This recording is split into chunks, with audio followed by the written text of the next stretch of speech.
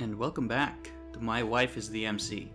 If this is your first time here, we're at the third session of Mobile Suit Gundam Fleeting Liberty, a D&D campaign set in a homebrew Gundam setting where, well, as the name implies, my wife plays the main character. Last we left our MC, Mai just got back from the fallen space colony of Acero. At her home and to her parents, she introduced Tifa Adil, a girl she found in cryostasis within the colony. She also found out that she's a new type, a special kind of human with supernatural psychic abilities, as it manifests through mental interactions with the girl. As she slept that night, she dreamt deeply of a future event, one that brings the fires of conflict to their peaceful community. And she had a special connection, a psychic one, with one of the individuals within said dream. And with that, let's get back into it, to Mobile Suit Gundam Fleeting Liberty. It is May 6th. May 6th, 0025 of the After Impact calendar. 0025? Yeah. Okay. The last thing you remember as you jolt yourself awake is the image of the individual in shades with brown hair looking up directly at you. As you are jolted awake in a bit of a painful spark of consciousness as you feel this spring has dislodged itself from has pierced through the fabric and it's been digging into your butt the entire night and No! This is the wrong penetration. No. and you set up. You typically have an alarm, or at least if you didn't set it up, Simone would, and the alarm really is just Roy, just pawing at your face, bark. No, Bark. no, those are steel Bark. toes. Bark. Bark. I shoved my hand in his face to turn off the alarm. I hope that there's some kind of padding under Roy's feet. On what? On Roy's feet. A little bit, yeah. Otherwise, that's. Yeah. Imagine if you were just patting my tummy. Yeah. It's a little padded, and it's not full strength. It's not. Yeah, it's not full strength bonking. So. I would be unconscious. Yeah. Okay. I just rolled over the couch so that I could release my butt. Mm-hmm. Then. You see, you note that it seems like Roy has also picked up Mr. Wigglebuns, and it's currently on his head at the moment. Because it seems like it's probably fallen off the couch when you slept over the evening. Thanks, Roy. I give him a scratch he can't feel behind his ears. So I pick up Mr. Wigglebuns and sit him. Yeah, you see the tail. Oh, thanks, Roy. I will crack my back, my arms, my neck. And while I'm stretching, I'm just gonna look around because I'm in the living room, see if my parents are up and about. Your senses come to you, and you sense the aroma of morning eggs. As Simone has come down and begun to cook for breakfast. Says bonjour, Mai. And then while I'm just getting my bearings, smoothing out the rest of the kinks in my back. And she sees your state of undress and just, my, put on some pants. What if shock comes over? What if some random steel catcher comes over? I look at the windows. Are they closed? They don't really have a lot of. I mean, there are drapes, but they're not that opaque. Okay. So, I just pick up my blanket and cover myself. Yeah. Okay. Tim said you should. We discussed this over the evening. Tim said you should see him in the hangout, Okay. and if you could call show Alastor, he will be needed. What for? And also, you should get Tifa. Yeah, sure. Oh, I should check if she's awake. Also, I'll get pants. Oui, s'il vous plaît, get some pants. I should just wear pants when I'm sleeping on the couch just to get to my butt. She will take the wedgie out of her butt as she walks to the room. She'll knock gently on the door before she opens it. See if Tifa's already awake. She is. You see she's still wearing the same pink dress. Why did I say blue? And you see that she seems to have done her hair up a little bit. It's a lot neat now. It's pretty neat as she looks at you with those comforting blue eyes of hers. And you note that her pallor is much more healthy now. She looks. Rosy? Hmm? Rosy? A little more rosy, yeah. But her complexion definitely is just fair complexion. Okay. And you note that she's already folded the sheets properly. Ah, And, thanks. You didn't have to do that. she greets you a good morning. Good morning. I'll just gonna get some pants. If you want, there's mom made eggs. I hope you Yes. like eggs. We don't usually have eggs, we don't have much chickens around, but She says, how are you feeling? we talked just last night. I know, but isn't it different like when you're talking in your head and when We talked just over our sleep. And you know that she doesn't emote facially. Huh. Huh.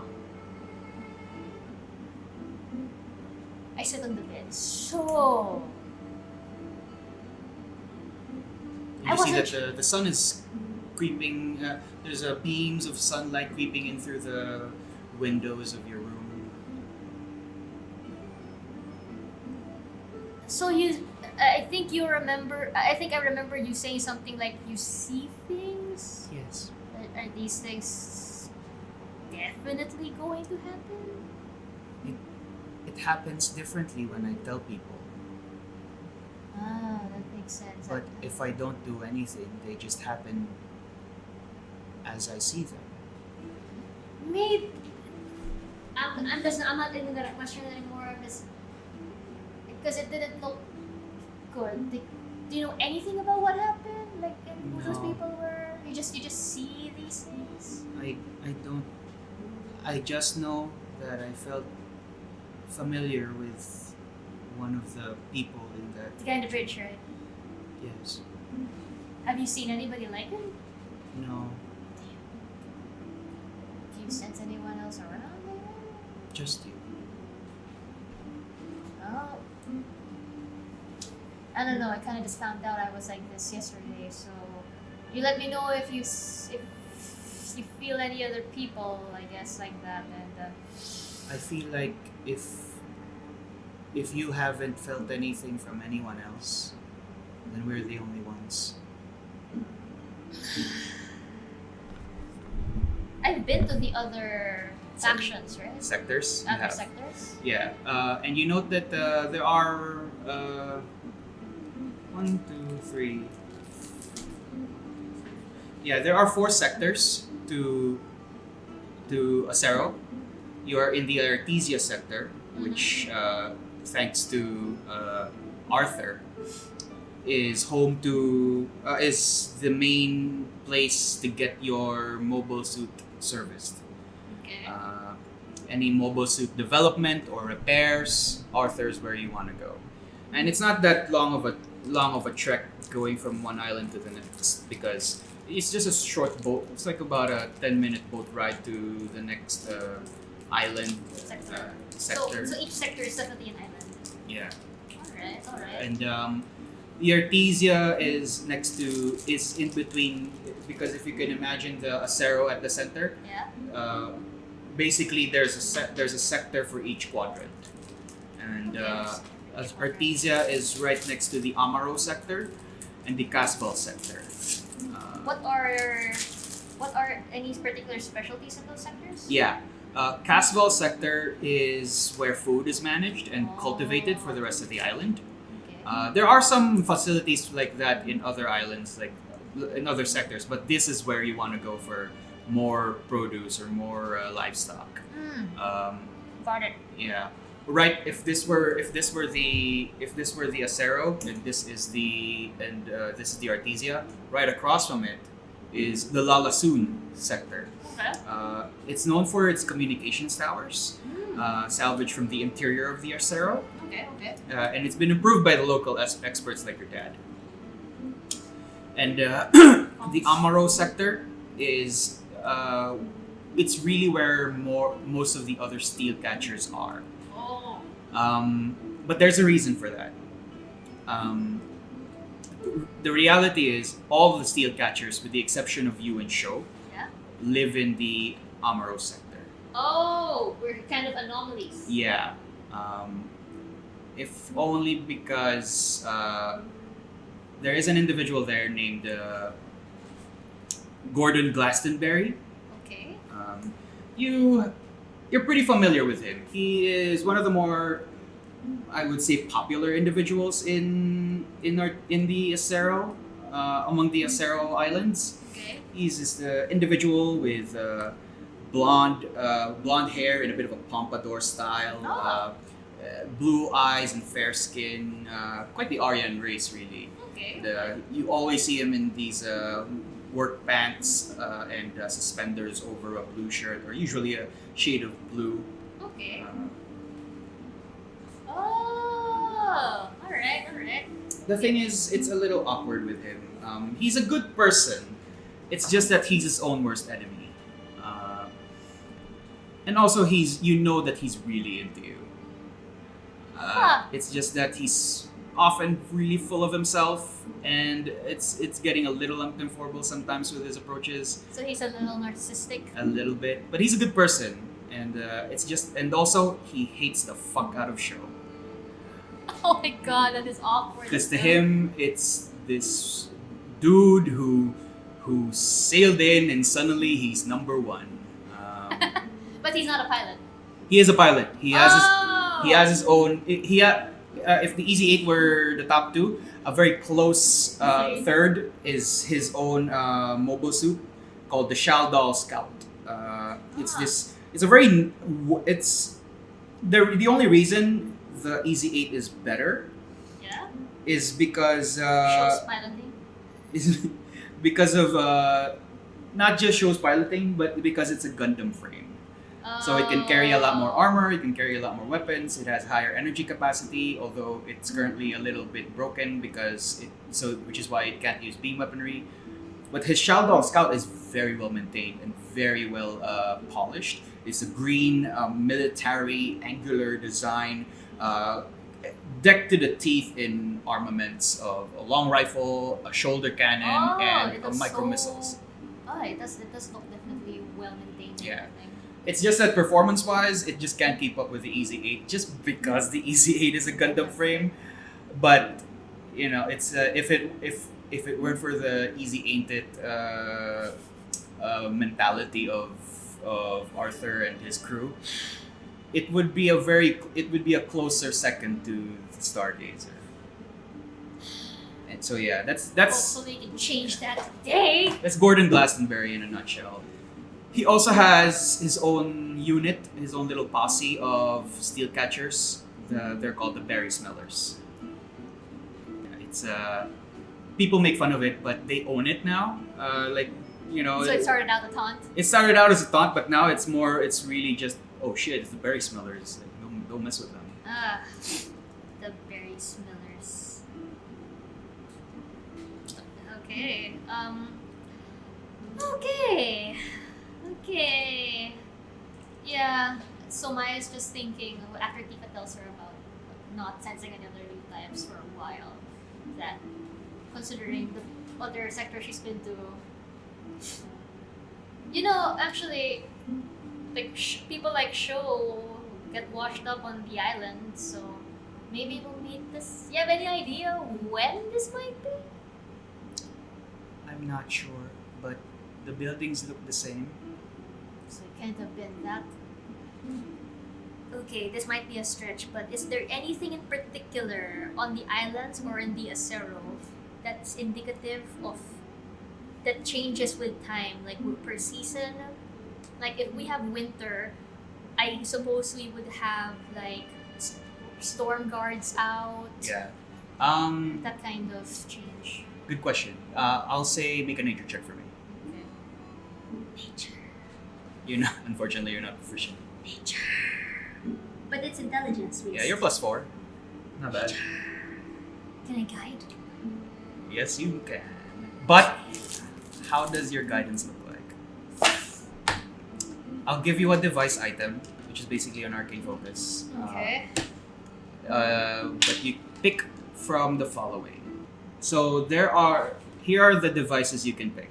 An arm-mounted interface. So basically, it's a large gauntlet-like device where you can input some stuff, or a handheld media device like a small laptop that Show has. Like a flip phone. More like a miniature laptop. This big. Yeah, that big that you open up and or interface goggles. So like these, like Google Glass, it has an accompanying glove that you can use for selection and etc. But it uses eye tracking for basically your mouse. The gesture glove, which is motion sensing glove that takes user input using gestures. Okay, I think I'll go with something a little also like a handheld notebook. Okay, so you would have your handheld notebook with you, and I'll just pop it open and I'll try to search any of the information I would have taken. Like one of the things I keep in it is a short journal. So I'm going to try to see if there was anything I can remember about scheduling. Okay, go ahead and give me a nature check with your guidance. This means that whenever you cast guidance, Motherfuck you! whenever you cast guidance, it's very obvious because you have to like pull out your etc. I'm gonna try. You best believe I'm gonna try to pretend shit with them. I'm just going to remind myself that yes, I did take my vitamins today. So that's 12. 8 plus 4.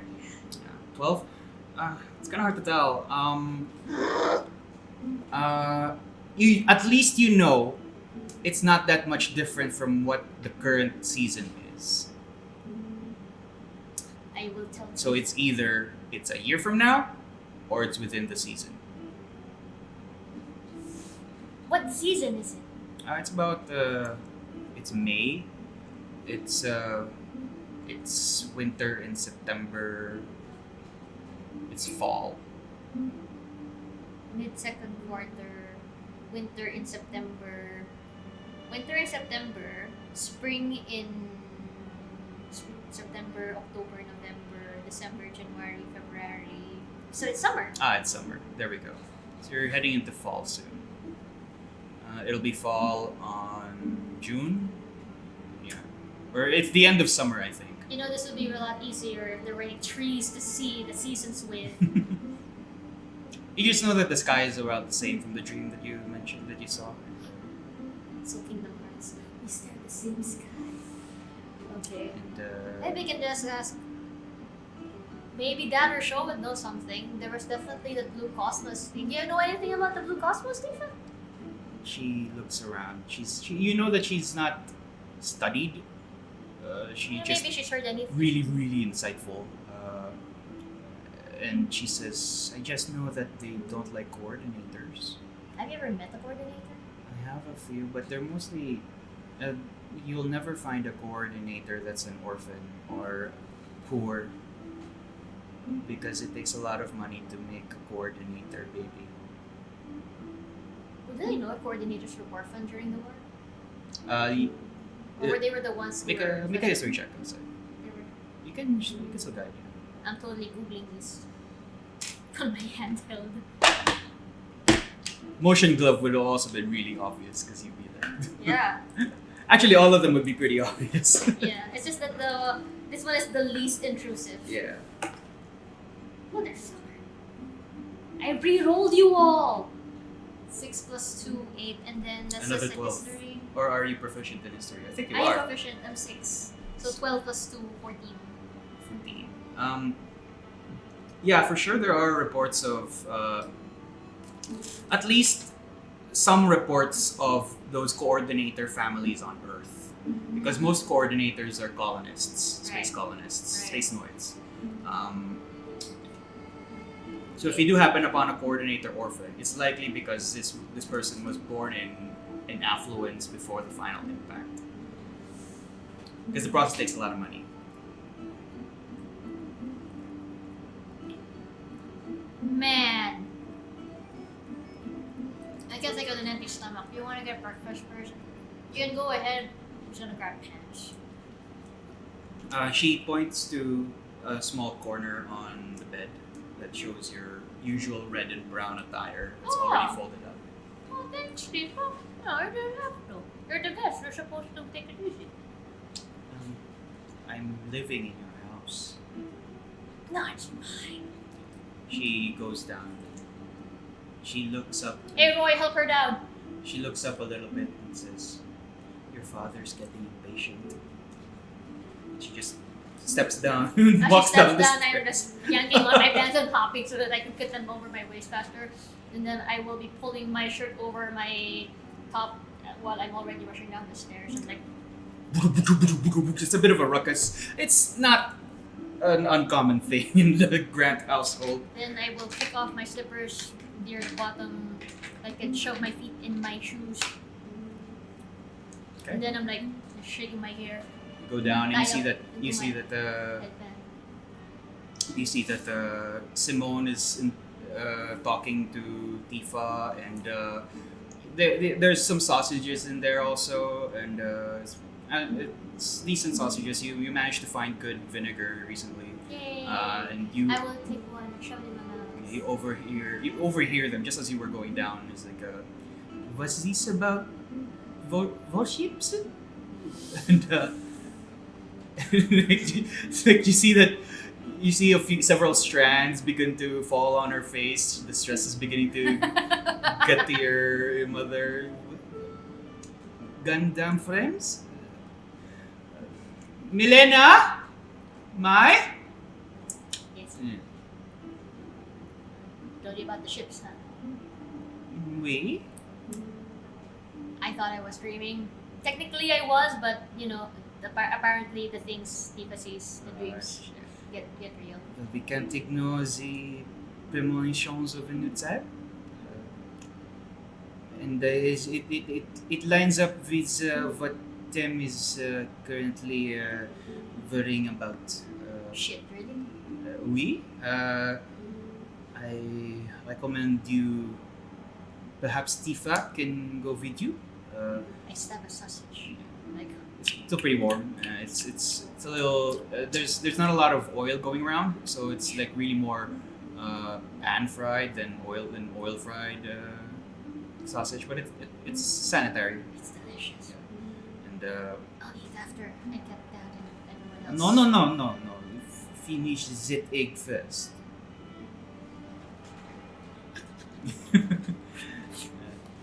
Tifa is demurely just finishing her meal. It's really just because she said my dad was a bitch. She your mom also said that she can't eat very much because It's adjusting. it's still adjusting. Also, if she came from a pre-war society or a pre-impact society, her immune system needs to adjust to the current standards of food, food sanitation. So Hope her tummy does not get runny. yeah, so Tifa just says, I could come with you. Or Simone also mentioned I could meet up with Mother Christiana for some work, maybe, while I'm here. Ah, that sounds weird actually. You're gonna get very bored with anything to tell. So, Oh, as long as I'm useful. don't worry about that. As long as you're, let's work on getting you better. You know, and like Like she's very thin. Like when the sleeves fall away from her hand, like it's very thin. Like whatever nutrients she was getting from the pod, it's it's barely enough. All right. How about you finish your breakfast first? I'm just gonna go ahead and make sure that's not bad. Then, Roy, help Tifa get down when she's done. Bork. Okay. Good boy. You head down to the steps towards the elevator, and you press a button. You see that I broke an elevator. yeah, you see that the first basement where the Stargazer is, your dad's not there. No. Which only means one thing. He's in the sub-basement. Right. Working on something. You head down, and the sub-basement is similar, but the ceiling is completely steel. Yeah, I'll try. Right. It got really smooth. That's so good. What's it called? Rissetto, something like that. So, the area is more steel, but you note that the space he works in, if this is the entire space, there is a small chamber here, a small room, with all the computer panels and levers, and along the roof are these tracks, these railings, where massive arm-like machinery would move around that Tem controls from the control center. Oh. And you see that it's currently picking up several materials. It's attaching stuff. It's building stuff. He's creating something, and it's very noisy. Hey, Dad. It's morning. He is hunched over in his usual shirt. Let's see. You see him hunched over in his usual dark blue high collared shirt. You see that he's already quite kind of mussed up from manual machinery work. And he says, and he adjusts his glasses. Ohio, my. Ohio. Says,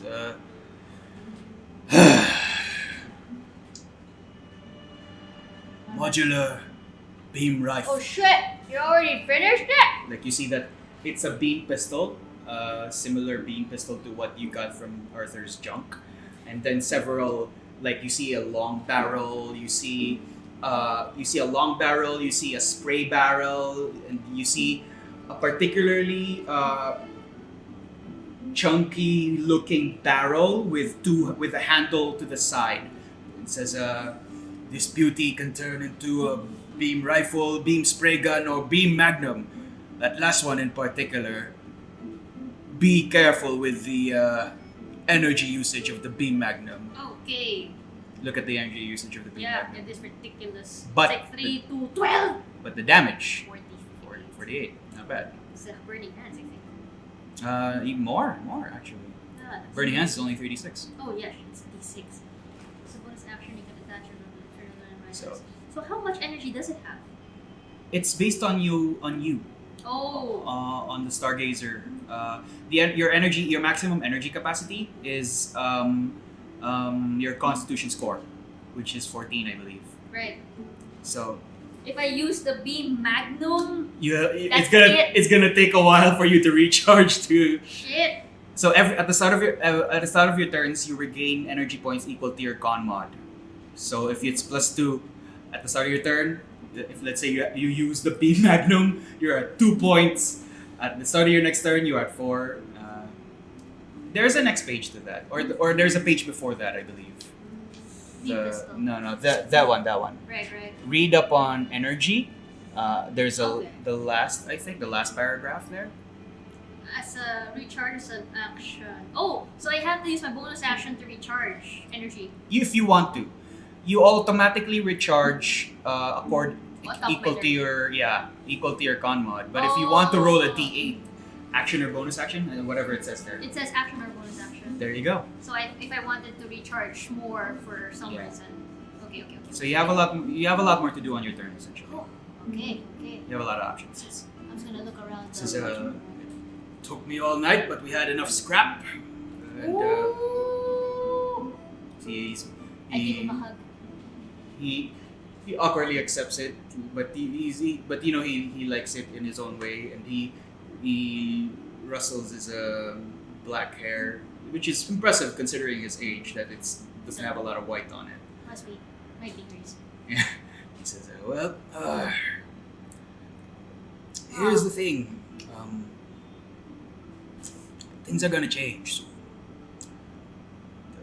And you note now that when you consider, you were thinking of coordinators. One trait that coordinators have is that you can't pinpoint their ethnicity because they were tailor-made to look to a certain type or Right. to they're designer babies, right? Right. So they can look like anything their parents wanted them to. Yeah. You realize now it's hard to pinpoint them's ethnicity. He definitely has Japanese lineage in there, but otherwise his hair, his complexion, his height, he's very tall. Might be something there, but and also the last name. So it says, things are going to change. So that signal from Tifa's pod. Yeah.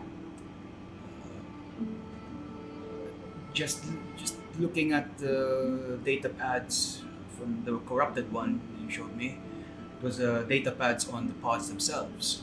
Okay. And it has a very wide reach. And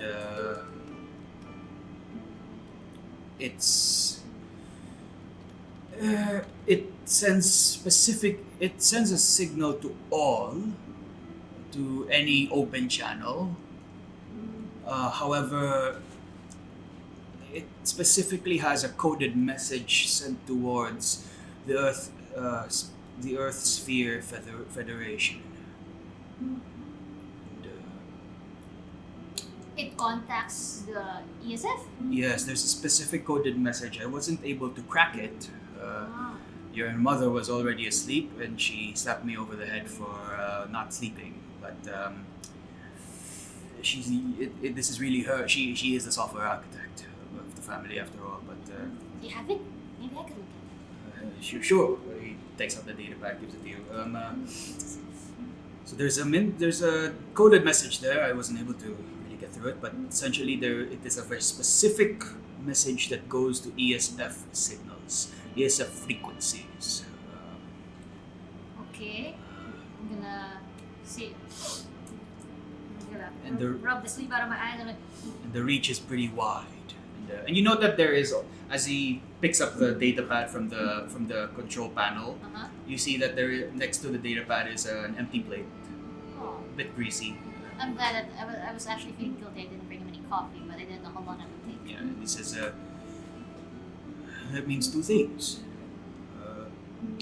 Most likely other steel catchers outside of Acero has already picked up the signal. But also, the Earth sphere will also pick that up. Oh, So, and I'm not sure if you're familiar. You've never been out of Acero, but steel catchers and the Earth Sphere Federation don't get along because the Earth Sphere is trying to consolidate power once again from the remnants of our ruined planet. okay, that makes sense. But the steel catchers are what you call people of freedom. They value their liberty. Okay. And honestly, I've been with the ESF for over 20 years. It has its perks, but honestly, I prefer our current lifestyle. If you twist my wrench. Did you win Mom over with those expressions stuff? It was this that got your mother. He says with pride. Actually, Also my dashing good looks. and I go like, I got it from somewhere. Although that makes me also wonder, like, what did my dad's parents actually really look like? They could look completely different from Right? him. They have my red hair. Yeah. It could be. Actually. So many new things learning. Dad, Yes. Mommy. I'll be installing this to the Stargazer. Ah. The beam pistol you got from Arthur's junk. You can keep it if you want to, but you can use both for both arms of the Stargazer. yes. Only if you're using the beam pistol. Attachment? The beam pistol property of the modular beam rifle. Oh, so I can't. So I have to drop one of them. I have to drop the. You don't drop them. You just. Oh, I have to take it away. I have to take the beam pistol away. So I can either only double wield beam pistols or Use one of those. two-hand Any of the those. rifle spray gun magnum. That automatically is already a prototype, Ah, great. so you don't have to use your infusions upon it. It says there naman na it's a prototype. Alright, yeah, prototype weapon. It doesn't. Oh, it doesn't say. I'll But just list it anyway. I believe it says here it's a +1 prototype weapon. It's a +1 bonus to attack and damage. Oh yeah, so it is a prototype Alright. by virtue of that. At least I'll just make sure. And then I'll just say, Dad, Yes. actually, now that you mentioned about things changing, there was something that Tifa showed me last night. News type stuff. You're supposed to be sleeping, especially that girl. We were sleeping. New type stuff. I thought I was dreaming. He says, We were in. this is more your mother's realm of expertise, but I think you're gonna want to hear this anyway, Dad. okay. There were warships right outside Artesia. Oh. Artesia specifically.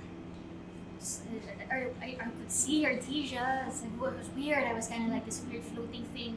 Tifa was floating too, and I was wearing what I wore to sleep, so definitely. I hope nobody saw you. I don't know. I know what you look like when you're dressed down. I can't It's tell. not meant for outside. Not meant for the outside. In fact, I should buy you a kigurumi at some point. It's really comfortable, and sometimes it gets really hot. But that's not the point, Dad. Point is. And then I tell him about the fact that the black warship that seemed to be the antagonistic one, although I tried not to be.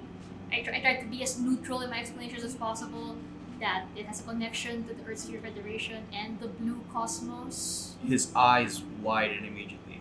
Yeah. Aha. The cosmos. That's trouble.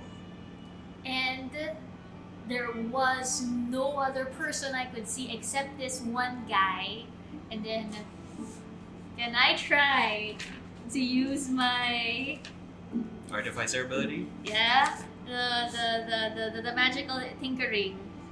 I would like to try to use the static visual effect Mm-hmm. that appears on one of the object surfaces. Can I use my Okay, sure.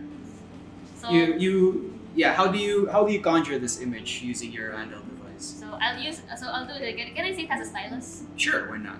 Okay, so I do that, and then I'll use the stylus to try to render the image of the guy with the shades. So just his face, so like the hair, it's kind of wavy brown, shades, angular features.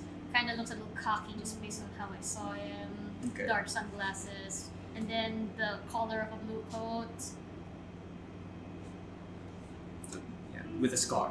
with a scar. Oh yeah, true. Scar right down the left side of his face.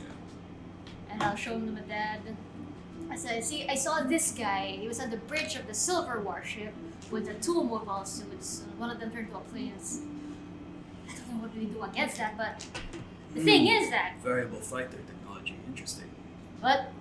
Variable fighter technology. Is that the one where you can switch into things? Yes. Oh. There are some drawbacks with that design, but ultimately I can see the perks. But sorry, this man Variable what? variable technology. I'm just putting it into my- variable fighter technology. Variable fighter technology. Okay, you know I'm going to ask about that later, but Well, you don't need that for the Stargazer. Maybe for Roy, the Royosaurus relics. well, that'd be great. We could look it up later, but the thing about this guy, Dad, I was trying to look for, other new types because apparently it's a thing. And I could tell of people. So you have a cloud or something? in my head. Sure. I'm still figuring it out myself. Huh. But when I was trying to see if there was anyone I knew, he looked at me. I can't tell if he actually saw me because of the shades, In your negligee. He might not have actually seen me, he might have just, sensed me. Shades. Well, in any case... I mean, I was an incorporeal floating specter for all I know. In your underwear, yes. Yeah, but You should be more modest. I wore pants. Come on, Tifa also said the same thing. She said that she felt. I knew that Tifa is very prudent looking individual. She would chastise you for your choice of clothing. She could have just worn that because she was kind of under ice for 30 years. Which reminds me, we're gonna have to get her new clothes. Nothing of your stuff fits her. Or maybe from your we donated most of your younger clothing to the orphanage. I'll actually take her to Mother Christiana later. Speaking of which, I'm gonna need your help. Of course, Dad. I'm going to meet with Sector Head Francisco Julian, head of Artesia.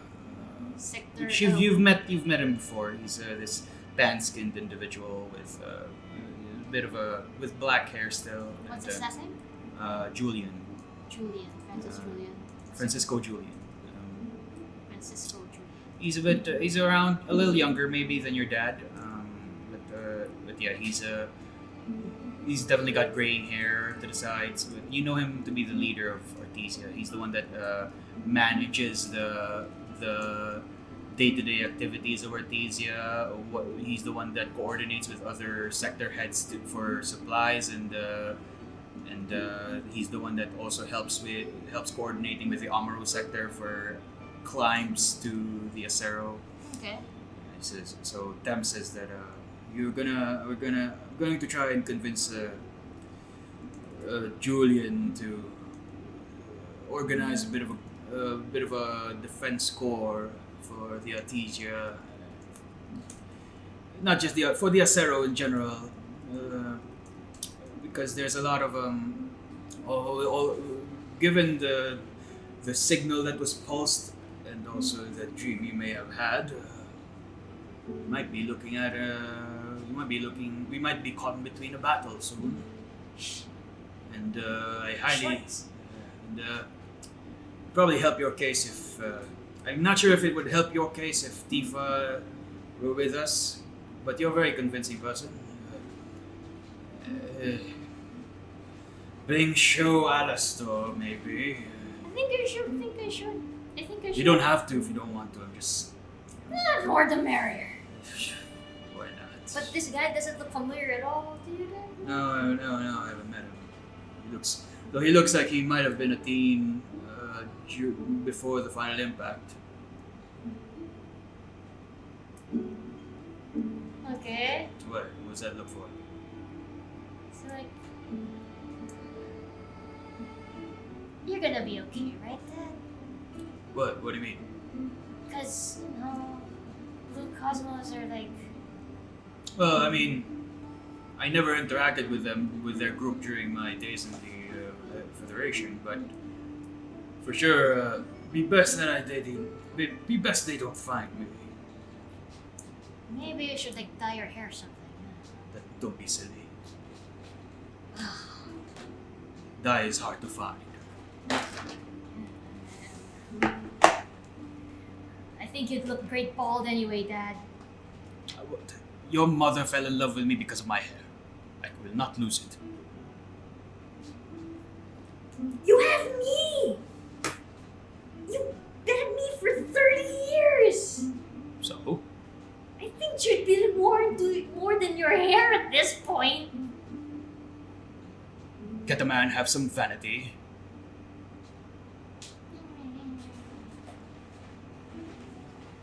I literally turn around to see that. So, we're gonna install this to the Stargazer. That means you have 2 hard points installed already on your Gundam. My Gundam. As in, I'm not MAI violently. Gundam, MY Gundam.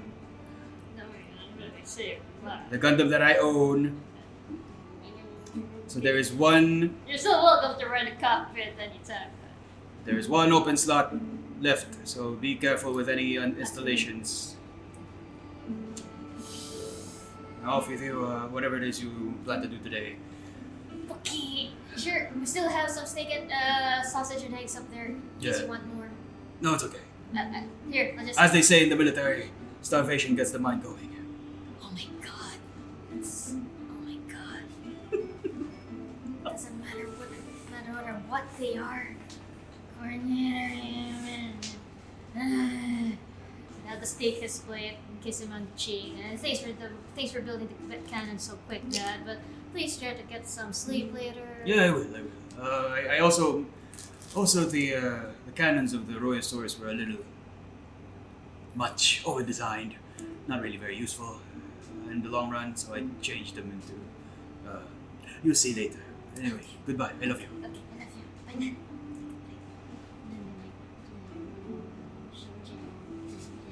You come up. Pointing to his head and like he fell with me for this fucking hair. He was actually referring to his hair when he did. I know. I connected it now. In here. When I bring the plate down the kitchen, I'm just gonna straight up ask my mom. Mama, We. you love Dad for more than his hair, right? He likes to think it's one of his strong points, but let the man have some vanity. Washing the plate. It was his brains that I fell in love with. Sis, what I stupid men, the army starving. This is, Easier to buy. So, what's your agenda for today? You see that Tifa is helping out in the kitchen. She's helping clean up. She also started to look into the. She was dusting the. She also starts dusting the couch, and she sees the exposed spring. She's she looks at Roy, and you see them have a conversation, but there's nothing really talking back other than a pork from Roy.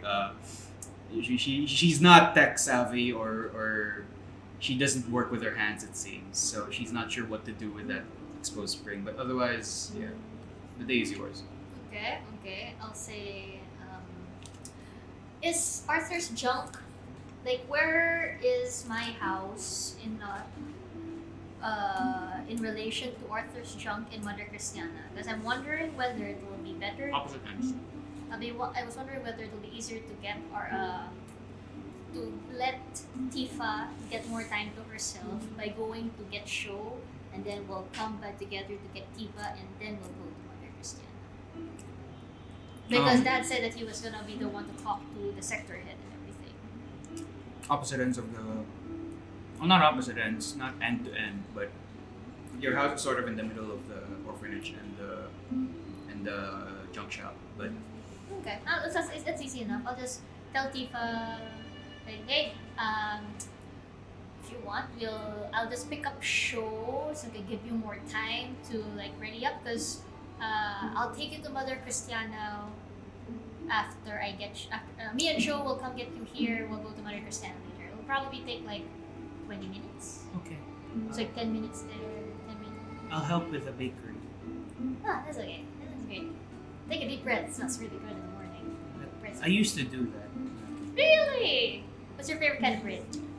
I just used to help out. They didn't really give us anything for free. I just worked there. Well, maybe Mom will let you have a bite or something. Then you can tell me what kind of I favorite. like cinnamon buns. I don't think we have a lot of cinnamon. It's okay. Well, maybe we can find some. Anyway, I'll keep an eye out. It's okay. Then I think about it. Then I pat her on the head and let's go. And then I'll, does Roy go with you? yeah. So Roy just patters right behind you as you walk towards Arthur's junk. Right. I should have. I mean, maybe I could say that I catch fish the next day instead. The next what? The next day instead. Yeah. So you see that it's as you're walking along. It's actually you're walking. It's kind of like a beachside, where you're just overlooking down and you see the ocean already crashing along the interior side of the semicircle that is the Artesia sector. It's really nice. You overlook and you see the sun is reflecting over the ocean, and with this massive shadow cast by the Acero. It's really nice. Okay, we're back. これはねはご覧のスポンサーの提供でお送りしました。 That sound went right through me. Okay. So, You walk towards Arthur's junk, which is about a 10-minute walk. And you see already the heavy sound. You hear already the heavy sounds of machinery in front of his shop, just from the distant sounds that are coming from the back hangar. okay. And you see outside, fanning himself in the heat, is a show. And his shirt is like just rolled up and just he is straining it from sweat. And as you He see took him, off his shirt? yeah, he's currently shirtless. He's pretty well toned, but there a lot of the abs there are coming from undernourishment, so to speak. But he has a pretty well built physique for someone who doesn't eat much. Does he have any particularly noticeable scars? Ooh, lots. He has like several cuts, burn marks. Maybe some of them looks like gunshot wounds that he may have survived in the past. He says, "Hey, hi, Hey! top of the morning." Hello, morning. Ohio and bonjour. See, if you piloted the Easy 8 in this heat, I was actually considering just piloting it in this, but the metal burns when they get really hot, right? So I don't want to. It's like cooking bacon while it's naked. not hard to make a fan to at least circulate the air. Yeah, but then you put a fan in the Easy 8 in the cockpit, then it just shuts down. There's not enough energy going around. Maybe an external battery just for the fan. There's no space. No, we'll figure it out. It's easy. It's not. We've been building on upon the Easy 8. Actually, I did some sketches over the evening with Arthur. He takes out his laptop from his back pocket and he shows you this an upgrade design for the Easy 8, essentially. While he's pulling it out, I'm going to look over the gunshot wounds over his torso, and I'm going to I don't hide staring at them. Where Worked on did it myself. that come from? What? Oh, this? I mean, some sit-ups. I poke the scar. Oh, hey. Well, I got shot. What do you think? Yeah, well, duh. How? I mean, you're in a suit. How did you get shot? Well, I mean, I did some infantry operations in the past too. So anyway, we were looking into integrating a little bit more newer armor into the Easy 8. So we took out the chest armor was kind of damaged from the last fight anyway, and we found in the scrap that we gathered, the Doctress actually had almost completely fitting pieces there. So we'll just weld that in, and you see that, and you note that. And you know those doctors, they have some really good booster technology, and he's like explaining some of the stuff that he found. You note that as he's explaining stuff, you know that they could almost work. It's just that they're still not compatible. But he shows you a design with the Easy 8 having more blue armor plating. Oh. There is a new chest armor and a head visor to protect the cameras, and a particularly nice looking butterfly style booster design at the back. Oh, that's so cool. This That's a lot more put together. yeah. So what do you say? Let me put the fucking fan in the pocket. Make a persuasion check. Motherfucker. I am going to guide myself. How will you guide yourself? I'm going to sketch the idea for the fan myself into my thing, and I'm going to thoroughly explain the schematics of how it will not kill the Easy 8's stupid battery. Okay. Make a deception check for me first. The fuck? Seriously? Because you're gonna guide yourself. Well, I guess that is the guidance. Yeah. I'll allow it. So 2d4. One for your new check, one for your new tech, one for your guidance. Please work this time. Yay! 6 plus 2, 6 plus, That's a 13, 19 so far. 19 flat. That's without my, Bonuses, yeah. Plus 5, 24. 24. Alright. You can take a look. It's not complete yet anyway. You're already finished in the afternoon or something. You are not gonna regret this. Alright. What you up to today? I'm not climbing because, Actually, I'm actually cooking very cooking. something. But I tried to be really nice to Arthur and the guys. Nobody mentions the casserole, so Oh, you don't. Oh. Does he have her nobody feelings? compliments the meal. So I've got hurt feelings on that. You know. Or maybe I'm just a bad cook. That's impossible. You know, a lot of people. We're in a fish, so maybe that's a thing. Just saying. Like trying to avoid the topic, but just looking around. Like very obviously looking around. I slap his sweaty tummy. Ow! Hey! You know, just saying. Might be a thing. Like, don't let.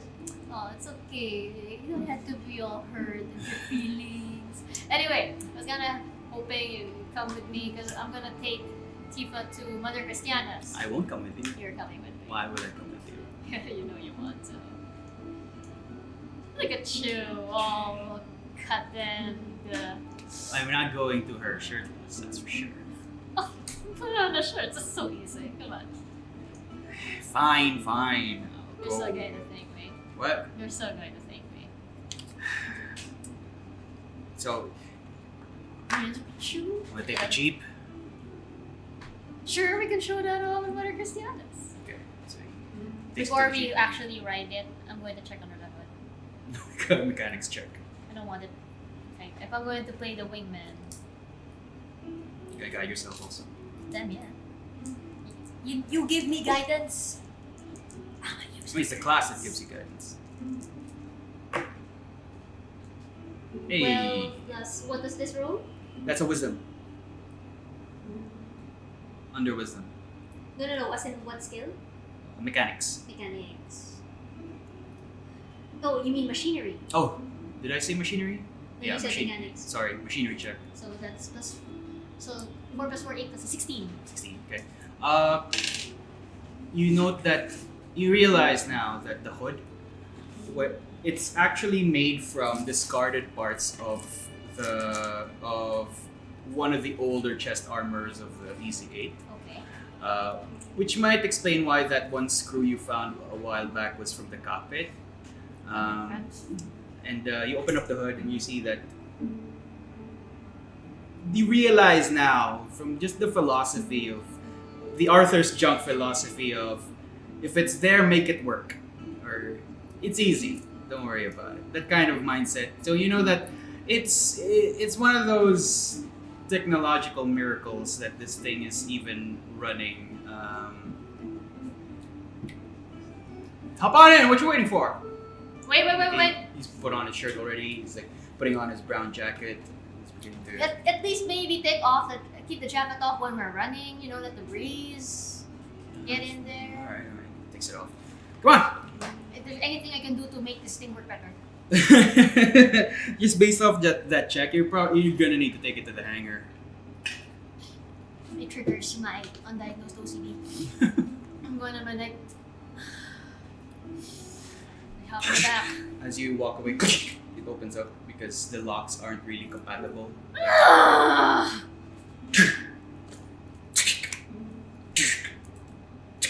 Oh, just ignore that. Just push it down really hard. I'm going to push it down and I'm going to sit on it. Make a strength check with advantage. Like just 3 out of 4.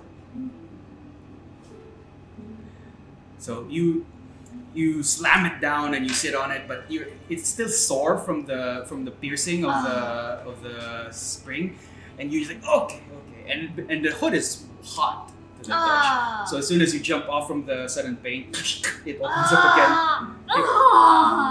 Here, there's a trick to this. See, 2, 3. There we go, locked and loaded. Let's go. So much abuse in my ass today. Okay, we'll chug our way to my house first. Okay. And as he stops the car a little bit, it vibrates, still vibrating idly. And all right, go ahead and pick her up. Should be space in the back. Flip off. Yeah. And Tifa! Yeah, she's in the bakery. You see that she is currently speaking with Simone about how to use this rejiggered furnace. It's actually a coal-powered generator that them rejiggered to become an oven. So there's a lot of technology there that's really unfamiliar because it's just jury-rigged stuff. And Right. she looks and Simone lets her off. Okay. Roy, and Roy is still with you the entire time. I think Roy can actually keep up with the Jeep. Probably. Oh. Actually, they're just going to Mother Christiana's anyway. Do the kids like Roy? Roy, when he was a novelty, they liked Roy. Now they just like him, but they've sort of gotten over it. The kids. I'll let Roy stay to help Mom. Okay. Bork. Just gets off the car. Good boy. Then we'll chug off. So he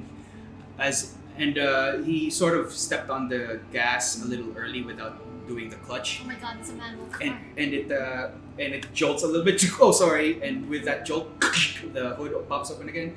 Don't worry about it. Let's just drive off. You overhear. Show does perk up a conversation. He's rather extroverted. He says like he's asking how's the new world. How is she taking it? I let him bond with Tifa. How does Tifa react? She's straining to raise her voice in the noise of the engine, but she says that it's nice and quaint and people are kind in general, or at least the people she's met so far are kind, which is really just the grants and show. And there's a lot of ingenuity by necessity, and it doesn't seem, and she mentions that it doesn't seem as oppressive as being in a space colony. I'll just go over the horizon and try to keep playing the images of the dream in my head. And then I realize, I take out my handheld and I show the picture of the guy. Hey, do you ever remember meeting anyone like that? Looks and says, Scar, shades, brown hair. Oh, hey. Wait, where'd you see this? I'll tell you in a bit, just let me know. Let me know first. Says, I mean, he wasn't around he was around early in my military career, but he used to be Commander Jamil Neat. M-N-E-E-T? What? Yeah, Jamil. J-A-M-I-L. Neate. N-E-A-T-E. Jamil Neat. Yeah. Oh. He used to be Commander Jamil Neat. I've heard of him. I haven't met him specifically. He's pretty popular. He was the one that started the whole new type teasing in our military, in the military. Oh, People really? used to call him. People called him a new type, but that's because he's a really good pilot. Any idea? So you mean he's part of ESF? He used to be. He left. He's supposed to be dead, but he looks pretty good for a dead man. So Tifa gets these visions. They're of the future. Okay, this whole new type thing is, and he when he's confident with the road, he looks back at Tifa and just future. Huh? What does the future hold for Mr. Jamal Neat? 2 warships and 5 Gundams. No, he's not here, right? Right next to Artesia. God fucking damn, I hate new types. Okay. Hey! All right. Literally did not ask to see these things, okay? And don't talk like that about Tifa. Okay, I'm sorry, but I slap his sweaty arm. it's pretty chilly actually. So. Oh, right, because we're by the bay now? Yeah, it's Sure you won't get a cold like that? Anyway, shouldn't we be arming up? You know what? I should call up Gordon. I mean, he's gonna love this. I mean, he's my best buddy after all. Oh my god. He's that kind of guy. But you know, I mean, he's not oblivious to it. He's basically just Playing it off. He knows the Grants don't like him. I mean, he knows that, but he also knows that Gordon Glastonbury fucking hates his guts. But does he know why? He doesn't know. He gets an idea why. It's just that to him, he's having fun with it because he knows that he's confident in his skill as a soldier that Gordon really can't threaten him physically. I guess I know that's true. I'll just say, how about I'll just come with you, you know. This is a pretty serious topic. Right. 2 warships and warships are pretty nasty battles when they're involved because they have a lot of high ordnance weapons. Have you heard of the Blue Cosmos? Yeah. They were kind of racist bunch.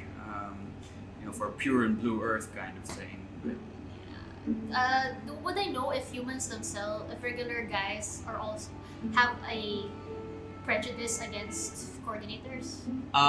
Yes. Not everyone. At least in pre-war. Nowadays, people are just, oh, you look weird. It's fine. Especially people your age, your generation. Nobody really sees those things anymore because everyone's trying to survive out there. But at least from documents, pre-war documents or pre-impact documents you've seen, the Blue Cosmos was formed because there is such a following of this mindset of a pure humanity. But at least from the way Show mentioned it seems like he doesn't believe in it. He doesn't really believe in it. Everyone's trying to survive. That's his mindset is we're all trying to survive around here. Whatever you do, make sure you don't tell him about my dad.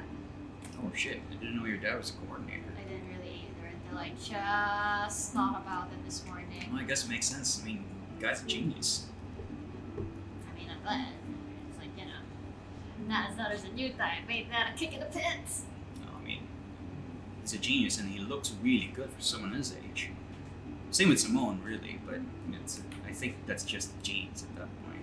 Okay. Because she definitely looks Caucasian. Does my mom also look? Oh, okay. That she definitely looks Caucasian. Okay. So you drop off at the Remnant Church. It's actually a chapel, a chapel in the midst of ruined, or not ruined, but more dilapidated or patchwork buildings of iron and stone. Okay. And you see that the kids are just about to leave the church. And you see a lot of the kids are holding like fishing materials, fishing equipment. Oh, that's nice. And at the end of this procession is Mother Christiana locking the doors to the orphanage and the church. Hey! You see her, hey, good morning. Good morning. You guys are going on a fishing trip? Yes. Someone new? And she looks at Tifa, who's hiding right behind you. It's like, oh yeah, actually. So I was gonna introduce you to. What's your last name? Tifa's last name? Adil. Adil. Yeah. Okay. I'll just say, yeah. Actually, I'd like to talk to you about how we met her. Private, you don't mind? Okay. This is children. Line up, single file. Wait for me. Well, what about... Actually... What time is it? It's about 9 in the morning. You know, if you don't mind, Mother Christiana, we're a bit free this morning. How about we go with you fishing? We could just talk with you, walk and talk. All right. Can help you keep watching. The show's great with kids. You see that Show is still in the car. He's not like existing. Show's great with kids. Show, get over here! Get over here! Someone needs to watch the car. It'll be fine. You have the keys. The hood pops open even more, Sexy. and he It's like walks show's up. pants. Walks up to you. Morning, kids. Christiana. I just suggested that we go fishing with them. The kids won't fit in the car. We don't have to take the car. Where am I gonna park? Right next to the church. Alright. Do I have to? Yeah. I hate fish, you know this. It's just fishing. You don't have to eat it. Does he actually hate fish in general? Yeah, he does hate fish in general. Okay. Well, maybe we could just catch the line. I'll take care of the fish. Don't worry about it. Make you look good, man. So you see that as the kids sort of sense this, and you see like a bunch of them. It's like, okay, carry this, please. Like they just pile on the fishing equipment to show. It's like, okay. I will help him out. I'll carry some of the fishing rods too. Okay. And I mean, the kids are pretty smart. I know. That's why I've had some good sample. It's like, get me the show. Then I'll give Mother Christiana the basics. I'll just say that. So you're walking and talking. Walking You and see talking. that Christiana offers a hand to Tifa so that they can walk together. Then I'll just explain that one, her name is Tifa, and two, she's biologically 14. And three, and I just where she goes at this point, tell her that we found her in the mid-levels. They are Acero. That's some really sci-fi stuff. Right. Completely real though. She was under ice for like 30 years. Kind of makes her technically 44. But she is getting stronger. She is a very smart girl. And we're figuring if you needed any help around, maybe Tifa could help out too. She says, well, I suppose so. We don't have a lot of teenagers her age and anywhere really. And, mostly it's just the orphans and it's us. She's sort of in an quite literally an awkward age when there's no one for her to share this her situation with. She can help if she's willing. She can help with chores, handling the kids. The kids would love to have a new friend. That sounds great. I'm debating whether I should tell her she's a new type. So to consult, I will first mentally ask Tifa if she is comfortable with letting Mother Christiana know that she is a new type. She says, it's okay. I feel safe with her. All right. He says, she has a knife. I actually look at him like, She has a knife in her sleeve. how do you see these things? I just know. I just sense them. But it's just for protection. She knows how to use it. What do you feel about show? In what way? Any random things, think are interesting, like Mother Christiana's knife. Well, he has a gun. He has a handgun it's openly brandished. He's really interested in Mother Christiana. There it is. Okay. He tries not to, but he stares at her butt every now and then. But he feels guilty about it. Okay. What about, do you think Mother Christiana's, think he's into him in any way? No. Yes, you'll find out on this one. Or you will change, I don't know. Anyway, okay, thanks. I'll let her know. That, so I'll tell Mother Christiana that, yeah. Also, Tifa's a bit on the special side. She is a very, very insightful child because she is what they call an emphatic new type. New type. I've heard of that every now and then. I'm not really sure what that means. But if she has any special needs, I'll make sure to keep an eye out. There's not so much special needs, and it is more like a special ability. Okay. She's very insightful. She can tell. I'd say you could call it that she's a very good judge of character for a kid so young, really. So, if anything, maybe if you needed any help or something, she could. Tifa and I are kind of connected in a way. So you could let her know. She could let me know probably really easily. Okay. Sure. I don't know how to explain it very well. It's okay. You know, you reach to. It's actually on the other, because if this is Arthur's junk and this is where you always fish, you are going in the opposite direction to the other end of the island. I'm also curious to see where the kids fish. Yeah, it's Maybe we can catch an octopus. The reality is that you only ever fish in that area because there's less competition for fish. Because the kids usually just it's not just that they fish, but they also play around there, or sometimes they bathe. Yeah, that's Maybe we could sketch some mussels or sea urchins.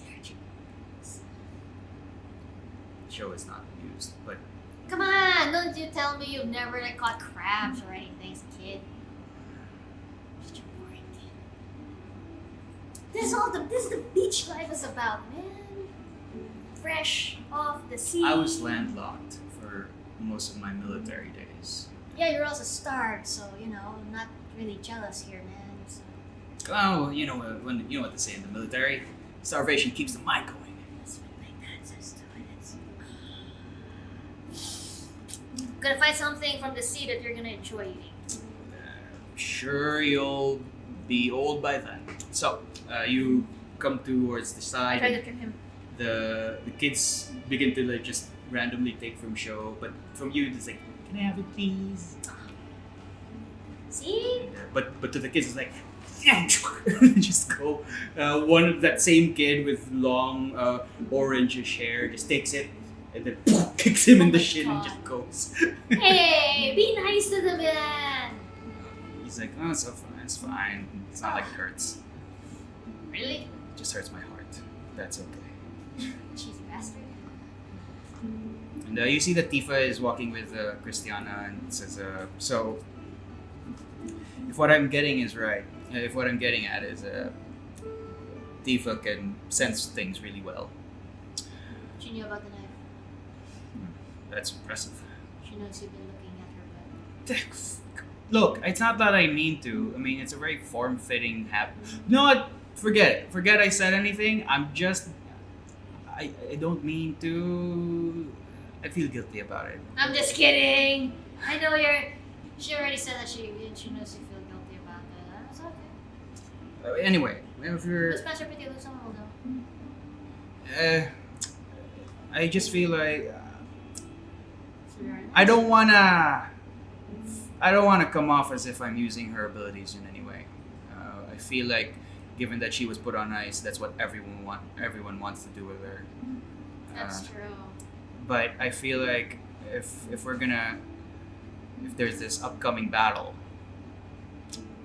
we're gonna need a lot of help from the other steel catchers, and Sector Head might need some convincing, and Tifa's abilities might help in determining if he's willing.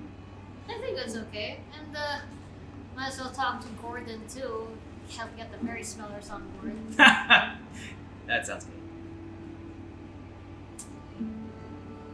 way they don't just kick her ass. Kick what? Nothing. So you need to tell me you've never gone fishing before. I have, just by necessity. I mean, I was adrift for like several weeks, so I've had to fish, and it was really raw, and I had to like use some of the lingering heat from my mobile suit to really just get them cooking. It was awful. I hated it. I hate all sea life. I hate marine biology. Easy. Maybe we should just, one of these days I'm gonna have to take you fishing, take you swimming. I think I've had my fair share of swimming, thank you. Yeah, I don't want that to be the last memory you attach to the activity. So,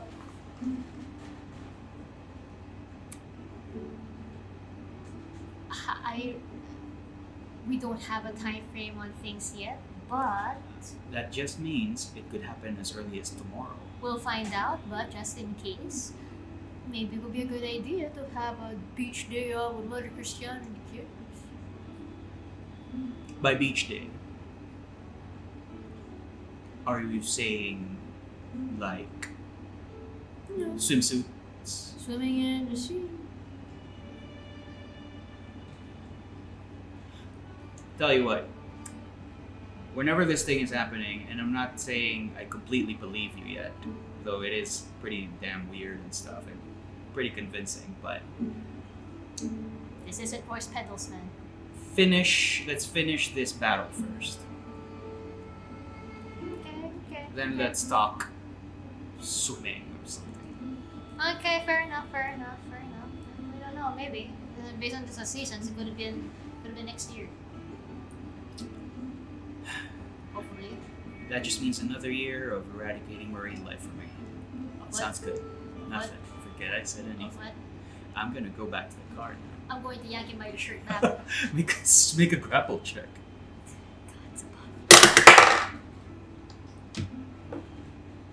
Ah!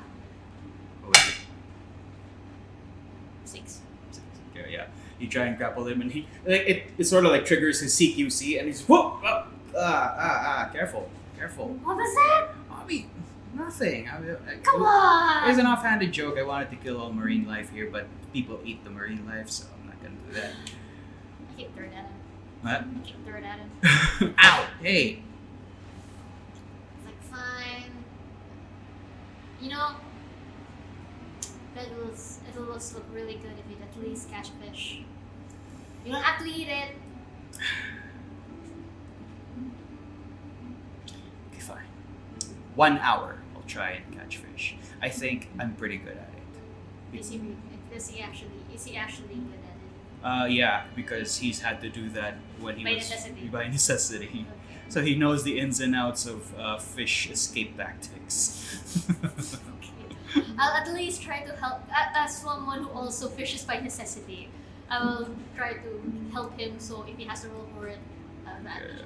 Okay, so he's gonna have advantage too. You're gonna take about an hour maybe fishing with the other kids, and the kids are, some of them are not even fishing anymore. They've left their fishing rods behind in the sand, and they're like just playing around. Or some of them are beginning to like take a basin, and they're actually the smarter kids. These little girls took basins, and they're already beginning to shake it off, trying to get some salt out of it.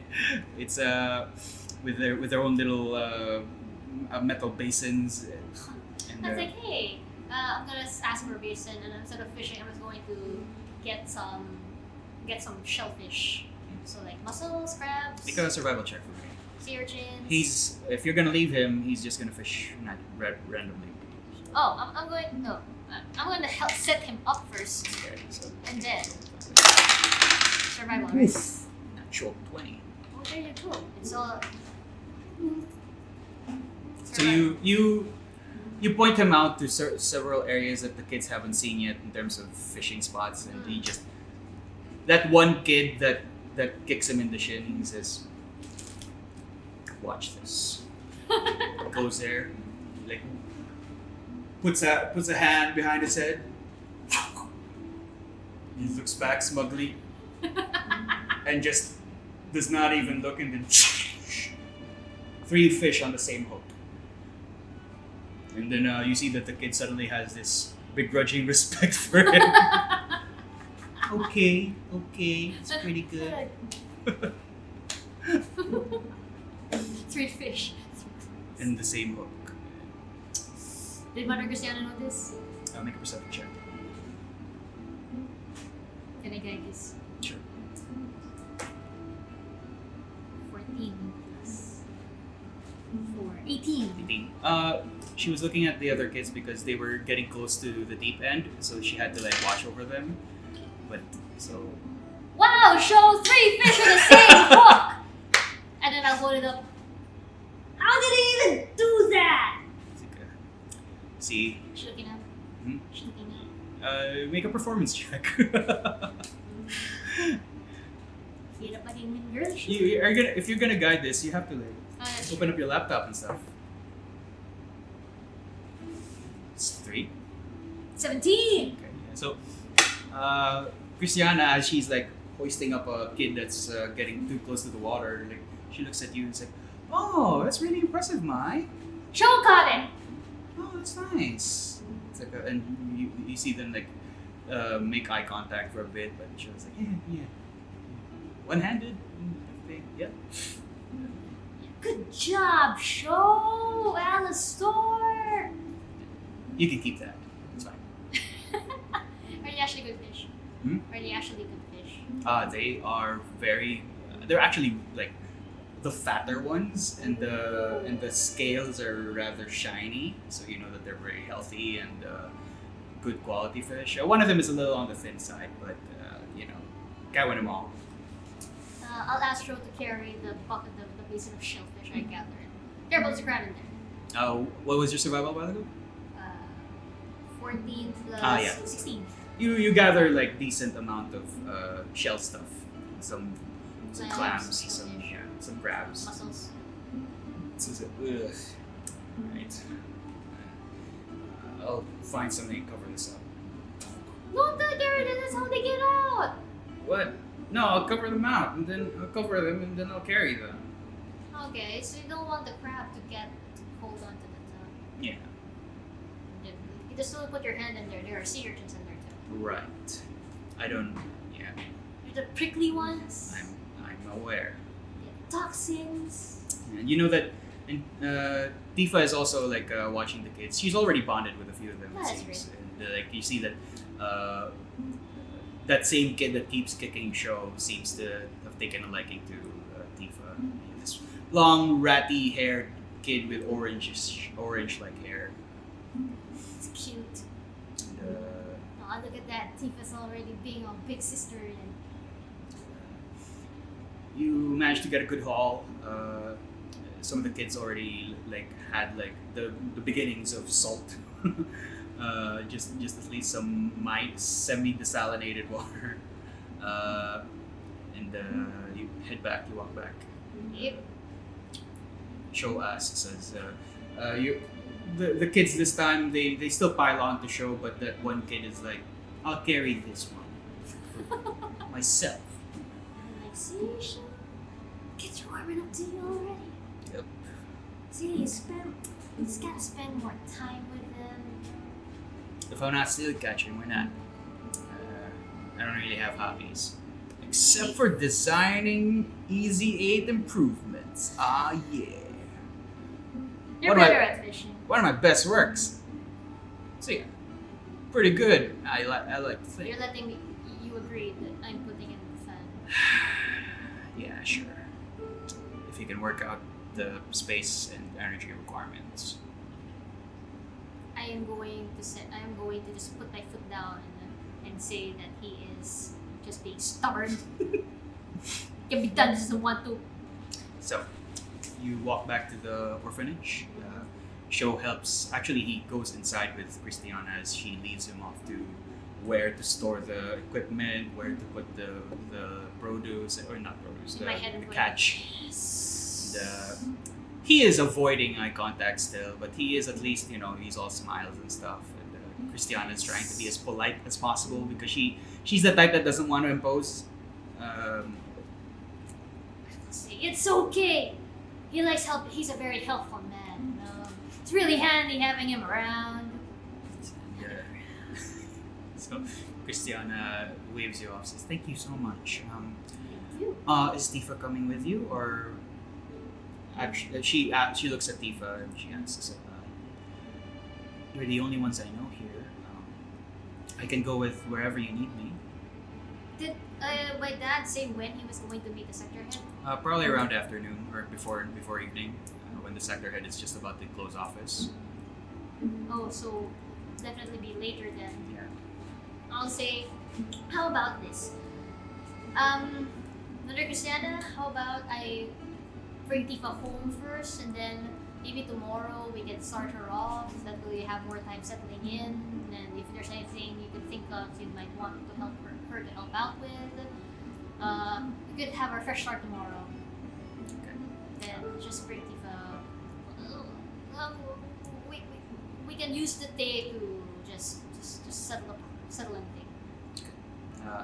She agrees to it, and you see that as she boards the brown jeep of Show, you see that all the kids wave her goodbye in unison, and you see that Show sticks around for a little bit, exchanges a few words with Christiana as he walks by. He says, he looks at you as he puts his hand on the open hood. What? He goes into the car. I am literally listen. Get in the car. I sit next to him and I'm like I literally look like He drives off, and you. you're welcome. Thanks, I guess. You drive off and says, "Are you gonna work on the AZ8 now? Yes. Because we're gonna finish in the afternoon, so." You know what? This my house in the way. How about we just iron out schedule with my dad? Tell him that we're going to go with him to meet up with Francisco. Julie. Let him know that we'll help him convince him about the stuff.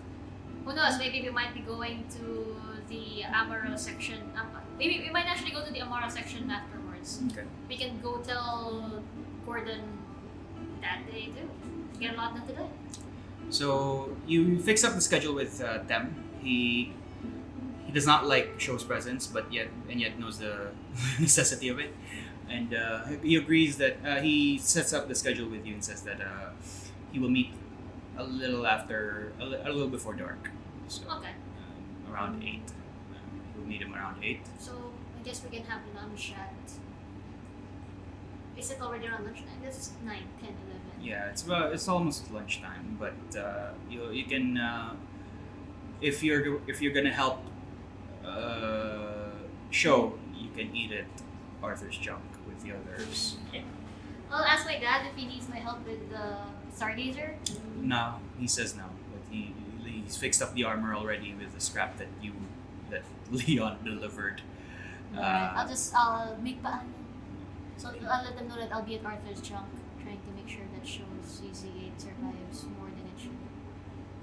I'm sure I'm surprised that thing's still standing. You might as well build him a new mobile suit. Oh my god!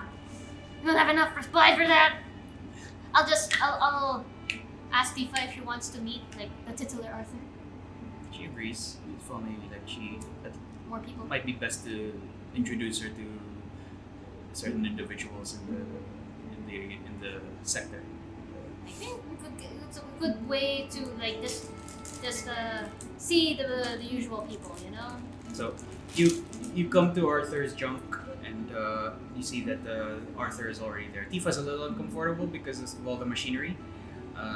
Because she's been on ice she's been around machinery for 30 years. If I can sense at all that she is uncomfortable, I'll just hold her hand and keep her close. So Arthur comes back and says, "Hey, if it ain't my grand." Hey, Arthur! Well, hello, Missy. He said, This is Tifa. She's gonna be helping Mother Christiana.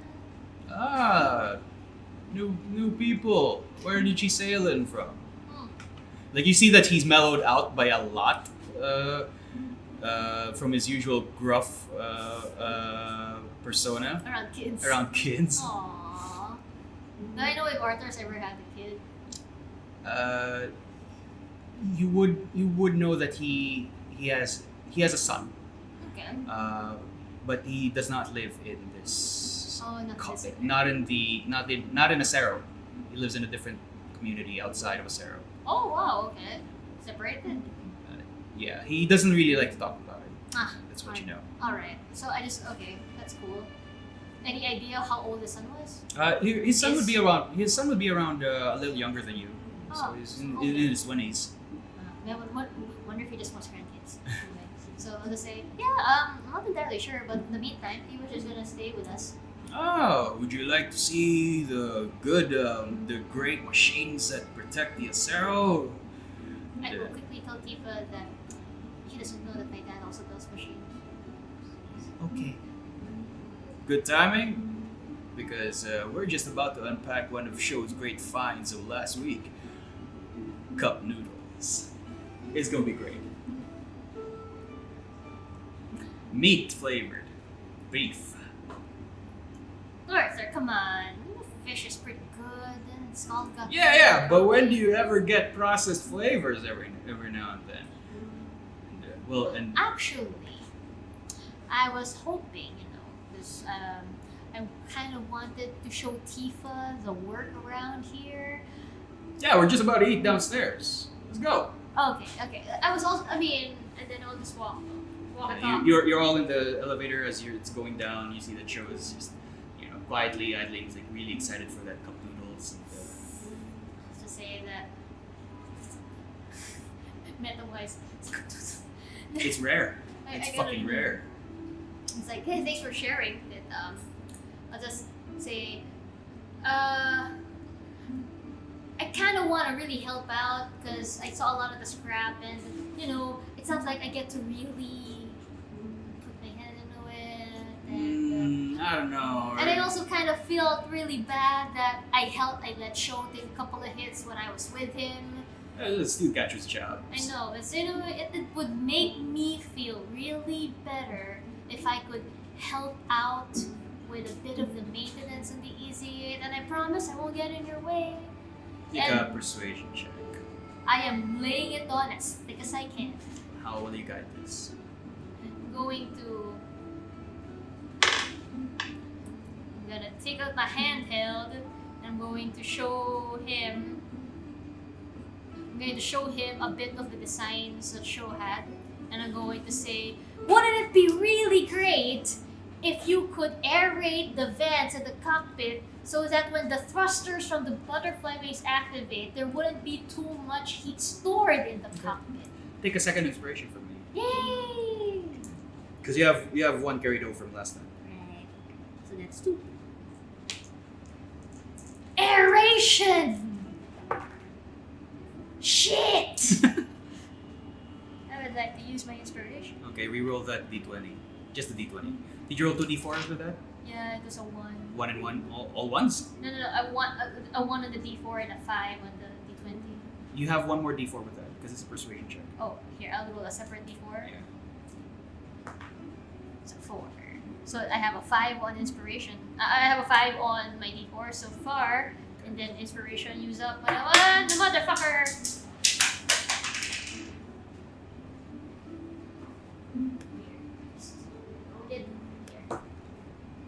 Not 20! Wow. Landed at a 4 So, you come down to the 25. hangar. As the elevator on the earthen shaft hits the landing of this pretty massive hangar, actually, with several mobile suits in there.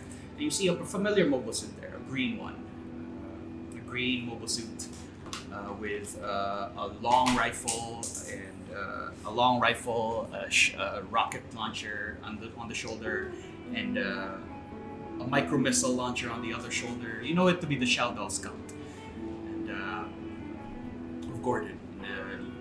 And Arthur says, "Well, You know what?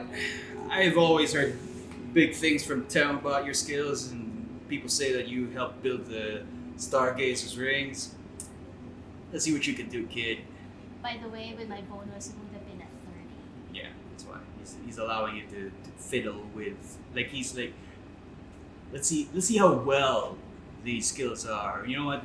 Us boys are just gonna stand back, see how you work it, see how you design improvements upon the Easy 8.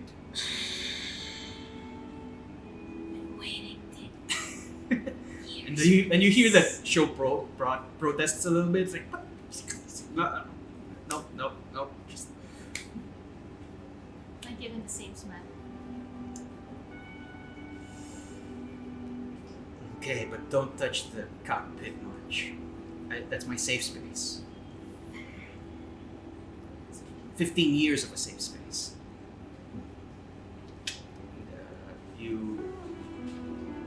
You work on for most of the day. I mean, the noodles are already heated up, and you see a lot of the boys. Leon Reese is among them also. It's like hey Arthur, and then some of them say hi to you. The people you may have encountered, they say hi to you, and they all stop swearing as they see Tifa because a bunch of boys, so they swear around a lot. It's like, hey, don't say that.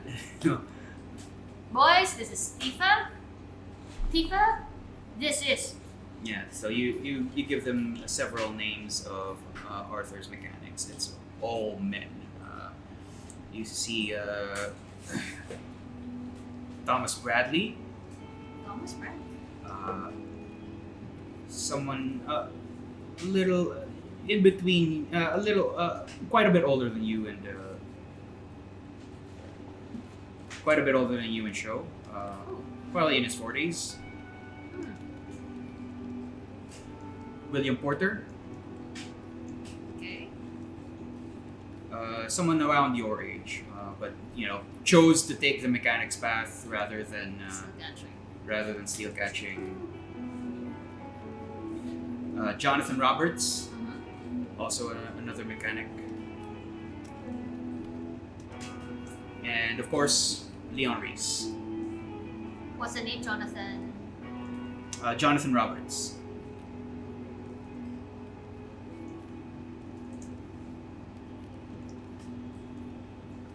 And Leon Reese. Yep.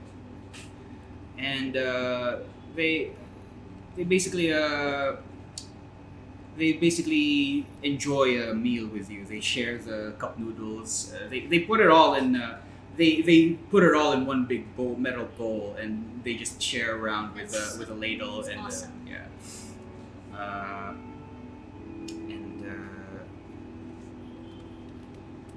You share a meal, and people ask about Tifa. What do you tell them? The same thing I told Arthur. I'll just say that I'm not entirely sure where she came from. She's not really ready to talk about it.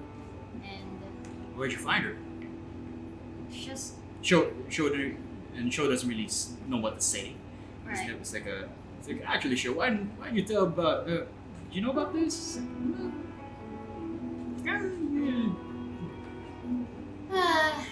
He kicks you in the shin a little under the table, and it's like, She's just. Let's just say that, like, one of the. She just kind of came in, and it wasn't as easy as the circumstances, and she's still kind of really. At this point, I'm whispering it, like, and I'm going to look like it's really a comfortable topic. So Arthur says, say no more. So that's fine. You're welcome here, Tifa. If you ever think about being a mechanic, us boys are welcome to teach you the ropes. And you see that Tifa feels welcome, and she messages you telepathically. She says they're good people. Alright. Let me know if you ever feel like you don't want to tell anyone where you're actually from, because otherwise that's gonna make sure that it's a secret. I'm just worried that people won't believe me. It's also true, I have no idea how to explain it. But I think we can tell Arthur. Maybe not just, maybe the rest of the boys. Okay. another time. So, you work on the Easy 8. Oh, yeah. Okay. You have a choice of inspecting its design and changing it by making a technology check, or just outright winging it like they do by making a machinery check. Tech check. Go ahead and make a tech check. You can have your guidance. Yeah. Your +6. Yeah. Besides, you got big old brain. Also, I'm gonna put that fan. Fuck it. Oof. 26. So you find that you request access for the computers. I mean, there are computer terminals that are hooked on to these docking bays, where kind of like these, but except there's a Gundam in the center, but that basically gives back information about the mobile suit that's docked in there. You type a few things and you get the informations in there. What's funny, this is a Gundam frame, no doubt. But what's funny is that the damage of the seawater has not ever been fixed. Like, you wager there's like 5 years worth of seawater still swirling in there, which is the reason why it can't handle beam weapons. Because the salt there is getting in the way of the chemical reactions with the VS particles. That's preventing it from creating more to fire beam weaponry. I'm going to ask for a pump. That's like Leon, you go get my Grant the pump she needs. Hey, Leon. Goes for carries and actually goes to the car and drives a small truck with a water pump, and then hands you the 2 handles that are attached to the mouth of the end of the tube, and you go to one of the open tubes that's connected to the Easy 8, and you lock it in, and you turn it on, and you note that the container, which is actually this metal tube, you hear sloshing inside, and Shio says, huh, and Arthur says, 5 years of salt water. Yeah. That would explain why the VS particles aren't kicking with a beam weapon. Interesting stuff. I just lean against the fan. Good start, and because of that, note it down. Easy 8 can now use beam weaponry. Oh, fuck yeah.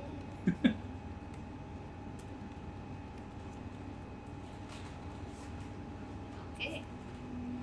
Shio then chirps up and says, if we find beam weaponry, I mean, nobody in the military actually provided beam weaponry unless you were high in the ranks.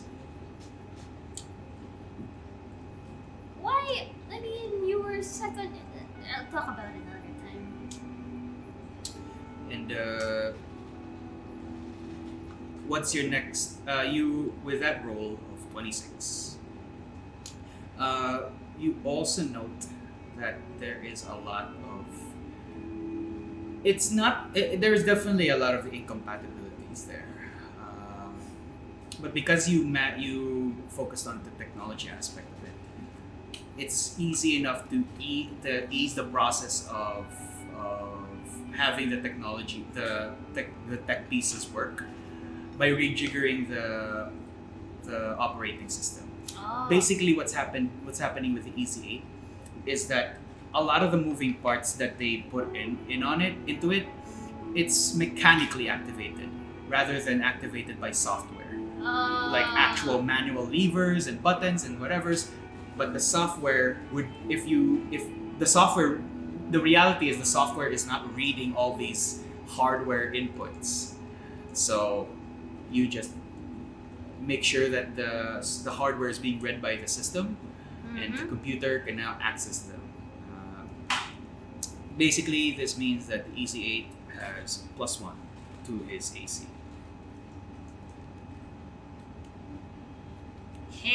and the archery fighting style.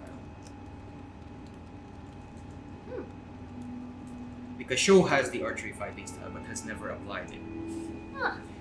when he's in the Easy 8. Jeebus. And there we go. And then you root about in the cockpit, and you just take one of the fans, and it's a pretty massive ventilation. You see the top part; it's fairly bare and barren. So you just open it. You just take a welding torch. You open it up a little bit.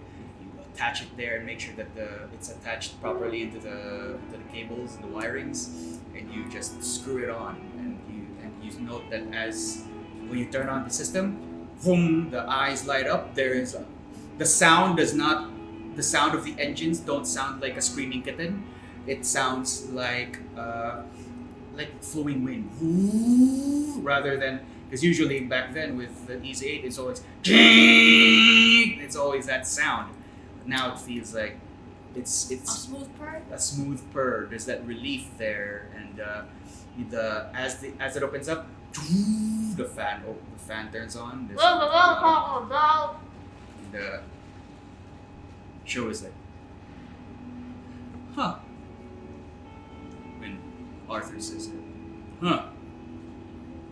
Oh, we're all gearheads here. Nobody really is. No one's into software. At least not just rudimentary stuff. And he said, well, good job, Mai.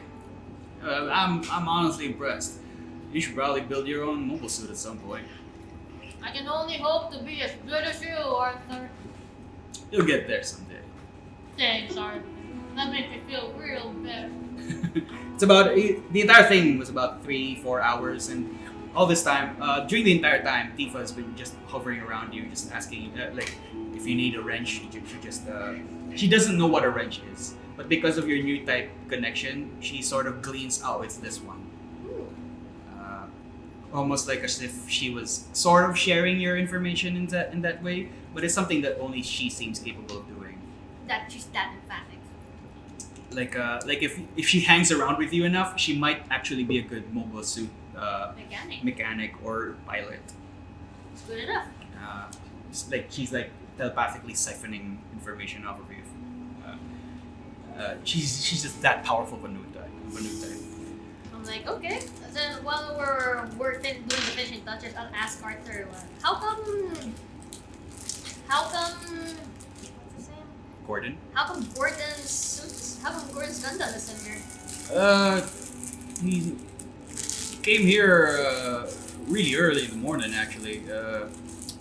He mentioned he needed to get it maintained. He needed some maintenance. He says he's going off on an excursion into the Acero. He said that he noticed an SOS signal from inside there. Oh, I'll look at Sho. Sho is like, I'll ask just Tifa. shrugs. I'll ask Tifa if you think I think we should just tell. I'll ask Gordon if I could have a word with him. Gordon or Arthur? Gordon, sorry, Arthur. Okay. You take you take him aside and you explain the circumstances of Tifa. Yeah, and where the SOS is coming from. You go ahead and give me a persuade check. Okay. You can guide this if you wish. And I stack. Yeah. They do stack. Wow. Not bad. That was a 500 d4s, 18. Plus persuasion, right? Yeah, 23. 23. So, Arthur says, oh, well, he's going up there for nothing. I don't know what to tell him. I'll talk to him. Sounds good. Where is he? Oh, he went back to the Amaro. You might wanna. He's gonna come back here tomorrow anyway. Oh. Actually, I think we're going to go over there ourselves, so I think I can just tell him. Want to take a look at the shell doll? Oh. All right. So you. At least we can get to look at it without him preening about it. go up to the green, angular, and very sleek design of his mobile suit. And you can make just from your expertise, your mechanical expertise, it definitely is well maintained. But in terms of its nuts and bolts, go ahead and give me a technology check.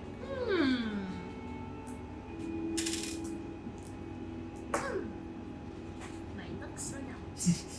6 plus 3 is 9 plus tech of 6. 15. 15. There are some software inconsistencies in there. Like you point out to Arthur that this bit here is slowing down the activation of the micro missiles, or this bit here is causing this 0.2 second delay in aiming in locking onto a target using the long rifle. Minor things, but all in all, pretty good. I'll see. Could I use the tech? Could I like rejigger some of those so that they be a little more optimal? Yeah. With that roll, they're a little optimal. They're better optimized. At least it's also maintenance. Arthur asks, gives a bit of a smirk. Should I tell him that you worked on this? Yeah, sure. I think I'll make a stay. All right. If y'all say so. So you. Tell them I also help those shows. For sure. Or as we in the pit crew here say, for sure. And Great. it's about that time now to meet with Francisco. I will tell Tifa and Show that we're due to go.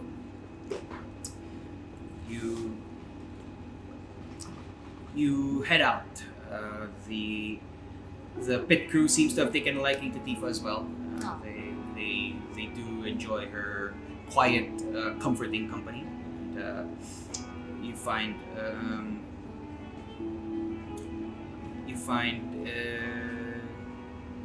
that it's about nearing dusk, nearing evening, nearing dark, and you take you head to the mayor's house, or what is effectively the mayor's house. Francisco. It's you. Tem hates the fact that he has to drive. He has to ride in the back seat with in Show's jeep, but you take like he's been grumbling the entire time. It's like the hood doesn't even close properly. And you head to the mayor's house, which is actually near the beach where you went fishing this morning. When I hear my dad say that, I'll say, Dad, maybe you could help fix the hood a bit, because I'm pretty good with all the software stuff. Thanks to Mom. Yeah, to be honest, that's not even supposed to be a hood. That's the chest plate of a mobile suit. It's not meant to close on a car. I'm just saying that, if there was anyone I know who could refigure these things, make metal bend the way to their whims, it's you, Dad. I'm sure, but let's finish up on anything needed by the Stargazer first, and then perhaps anything needed by the other steel catchers, and then the Easy 8. And then we'll think about this piece of junk. And the show is like, oh. I'm like, it's okay. It's pretty early. So you head towards this. It's a fairly nice house. Mm-hmm. But it's a comfy kind of living. It's a small little estate, 2 floors, and about a lobby and 2 wings. That there is no garden or foyer that leads up to it. It's just like that's the house that's right next to the beach. Okay. And You come inside. It's a fairly nice, well-maintained house. You see this. It's very clean, and you see several kids actually from Christianas who help clean the house. Oh, that's so nice. And you see that the wife of Francisco, this woman named Charlotte Gray Julian. Charlotte Gray. You see the Charlotte Gray is this blonde individual with fairly well kept hair, and she's wearing this purple one-piece dress, a little similar to Tifa's, I guess, but sleeveless. She with white collar. She says, "Oh, hello, Mr. Grant, and good evening. Hello, Miss Julian. And Mrs. Julian. who might you be?" She looks at Tifa, and Tifa just introduces herself. Someone new. My husband would like to hear this. But before that, is there anything we can help you with? Francisco is just in the office. He's just handling a few requests from the Casval sector. Something actually Mr. Tem might be interested in. This is something with their food processing plant. Okay. Food processing plant? Oh yeah, it's just some improvements that they are thinking of implementing. Oh. Okay. And she's middle aged, a little younger than your mom. Okay. I'll ask my dad if we should go now. Yes, why not? I'll also tell him that I guess while we're walking and talking, I'll tell him I'm not sure how much. I guess we should be open. Should tell them about like Tifa and everything, right? He looks at Tifa and says, he bends down, adjusts his glasses, and whispers, "If you feel something off, is it okay if you tell Mai with your abilities?" She just says yes. She's willing. I'll also tell my dad about Gordon actually already hearing about the SOS and having a suit, or having a suit maintained at Arthur's junk. Okay. That it's pretty well maintained, with a bit of software issues. He's a fairly decent mechanic himself. That's why. He just so happens to also like being in the thick of it. Yeah. So. What does your dad think of Gordon? He respects his. Tem respects him for his mechanic abilities, Okay. but does not agree with his lifestyle of being a steel catcher. Like he feels like he's better off just being in a hangar, backseat. But for a fact that Gordon just loves being in the spotlight. Like he loves that feeling of being rush. a hero, that rush. Even though all he's really fought so far is like automated turrets. If anything, the first people to have fought mobile suits in the Acero is you and Sho. But Sho for sure has Went up against them. yeah. But even before that, he's went up against raiders. That's true. He's went up against he's in the military also. They cheated. Although, I guess it's not fair to say that Gordon hasn't faced off against mobile suits. He did assist Sho several times during raids. That makes sense. I will. Is there anything around the mayor's house? It's you know that there's a second floor in the central receiving lobby. There's a second floor that leads off to probably their bedrooms. Off to the one side leads off to a small garden. To the other side is where you're going, the office. Is there a tree in the garden? No.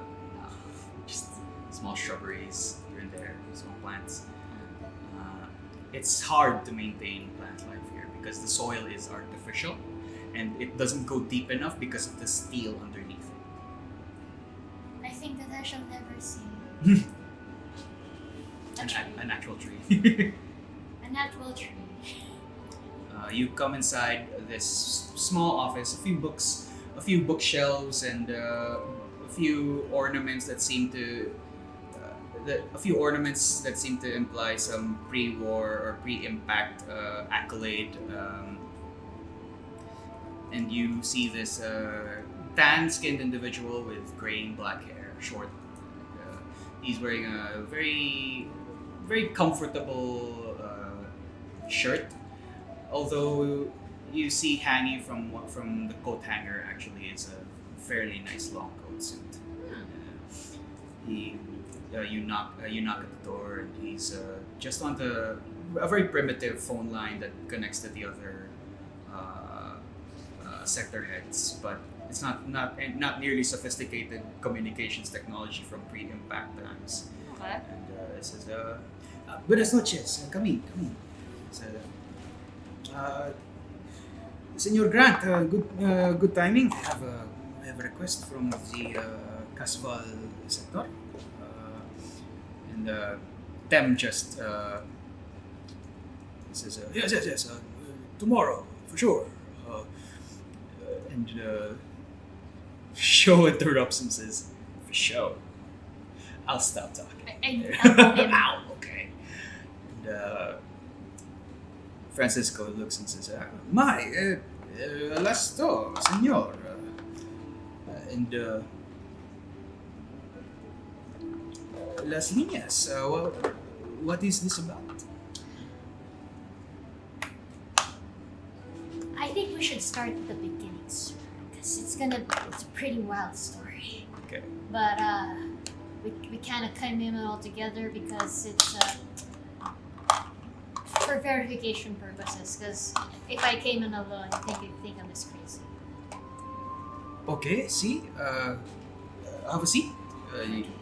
Show just stands next to you, but go. I'll say, go ahead. You make a persuasion check. Are you explaining everything, or are you trying to read him first? I'll read him first. Tifa is with you, and she has a special ability with insight checks, so that D4 becomes 3D4. Whoa! Shit. Okay. 3D4 it is. I'll roll these first.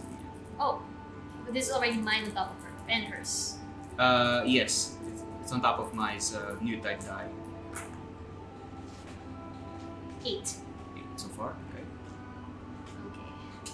And then This for insight checks. insight. It's almost a 20. You Almost a 20! lost the 0. Where is significance? Okay, so that was 10 plus 6, 16. 16. Oh, you're a plus 6 on insight?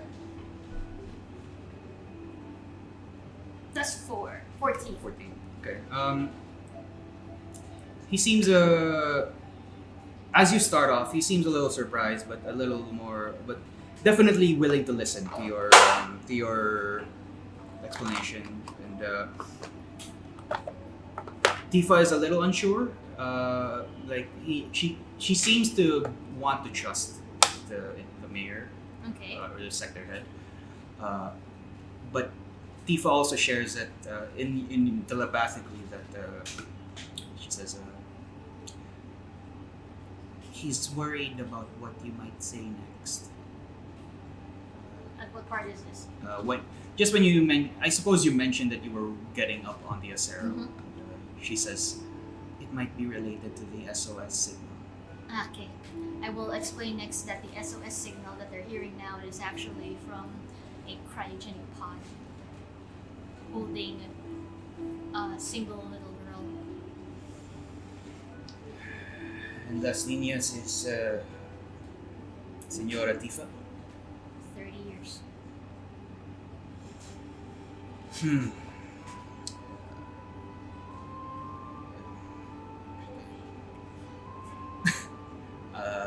he says, yeah, it's disconcerting. We did hear news from the Lalasun sector that signal travels far. We are already expecting raiders because of which is I actually asked Mr. Senor Glastonbury to check in with Arthur. But Tem is eyeing you. He's like nudging you. He's like checking. Should I trust him? Kind of thing. I'll refer to Tifa. I'll ask Tifa out loud. I think we should. This is them referring to the sector head. Yeah, because Tem knows more information. Right. I'll ask. Oh, I think. Although partially, I think it's okay because he's the. But I'll ask Tifa. How do you think he's handling this? Tifa says, he seems to try to be strong, but there's a lot of fear going on underneath. A lot of people are relying on him, it seems. It's about the raiders. Yeah. That's what they're expecting because the signal's pretty wide, cast a pretty wide net. Right. So, my dad says, we think that it might not just be raiders, or rather, we think we might be able to identify what they might be. Tem just takes that cue and says, we found this, we found a data pad, and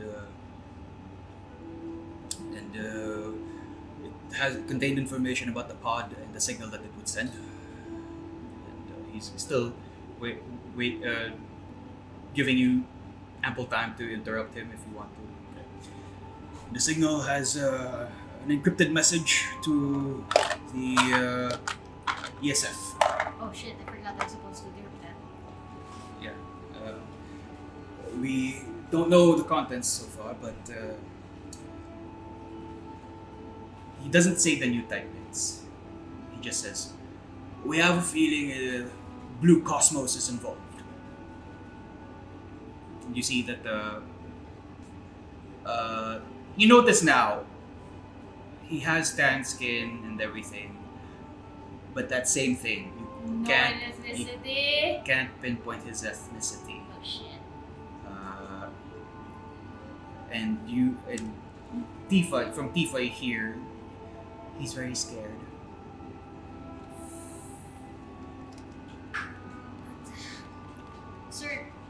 Sir Julian, I think that this is letting us, knowing this in advance, being able to prepare, I think we have a good chance if we were to just take time to really buff up our forces before that.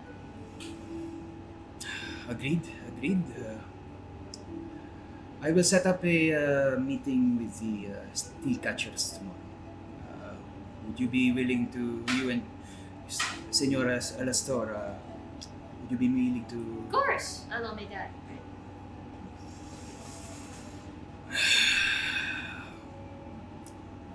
Stargazer is at your disposal. Yeah. And then I was like, because, it's technically the Gundam actually belongs to my dad, so... Yes.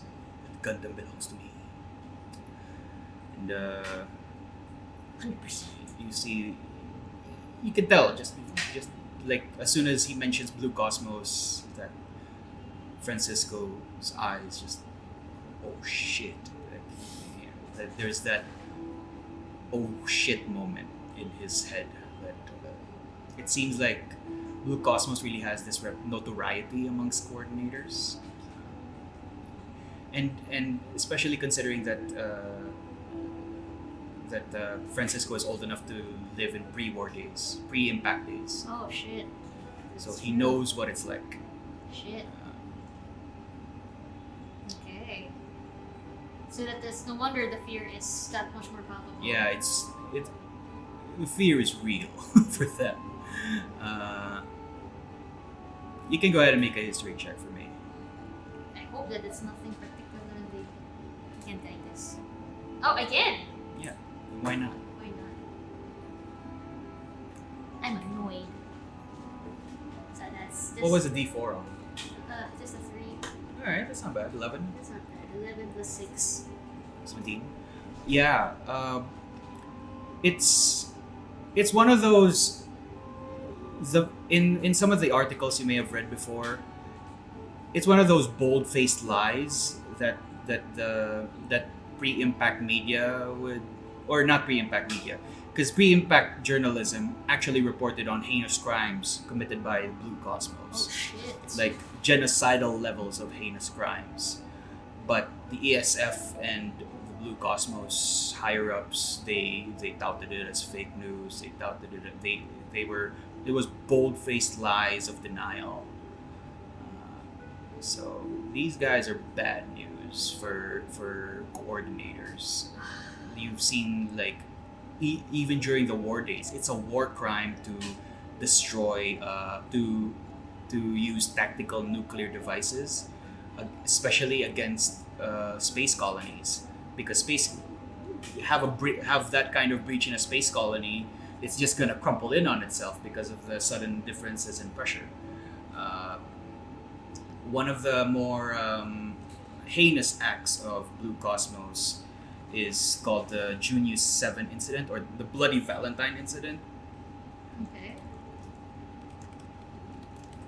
which was basically it happened on Valentine's Day in the orbital calendar 0083 of the orbital calendar. Sorry, what date was that? 0083, year 0083. Before impact? OC. So orbital calendar, the calendar before after impact. Okay. February 14. Where this was during the war already, Okay. the Space Earth War, wherein they call it Bloody Valentine, but for Space Noids they call it the Junius 7 incident, because the colony was Junius 7. But this Bloody Valentine incident was when allegedly Blue Cosmos launched a tactical nuclear missile into Junius 7. How do you spell Julius 7? Junius, Junius. Junius 7 is essentially this. It was actually a neutral colony from one of the few neutral nations of Earth. Yeah. That didn't participate in the war. It just so happens that it had a big coordinator population in that space colony.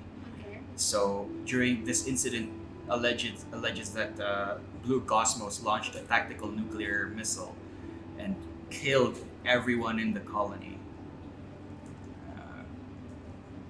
Coordinator and normal person, like. Yeah, coordinators and naturals, but it was majority coordinator population in there.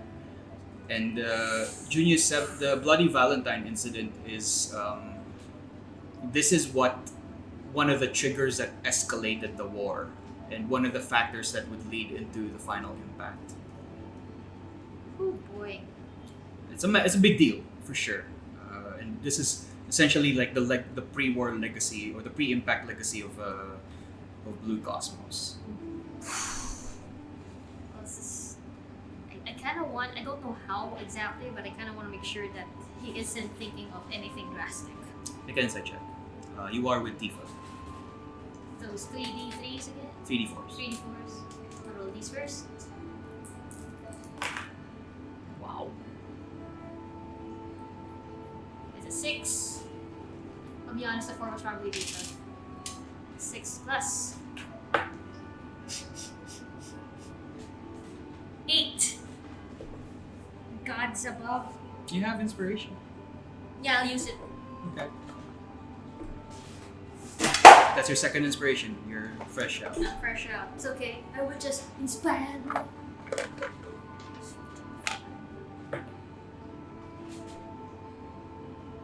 What was that? A 10. Hey, that's not bad.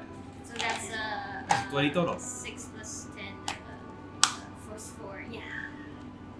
So you note that he's contemplating on a big military action here, but he knows better. He's been Artesia's leader for at least over a decade. It's gotta be a reason.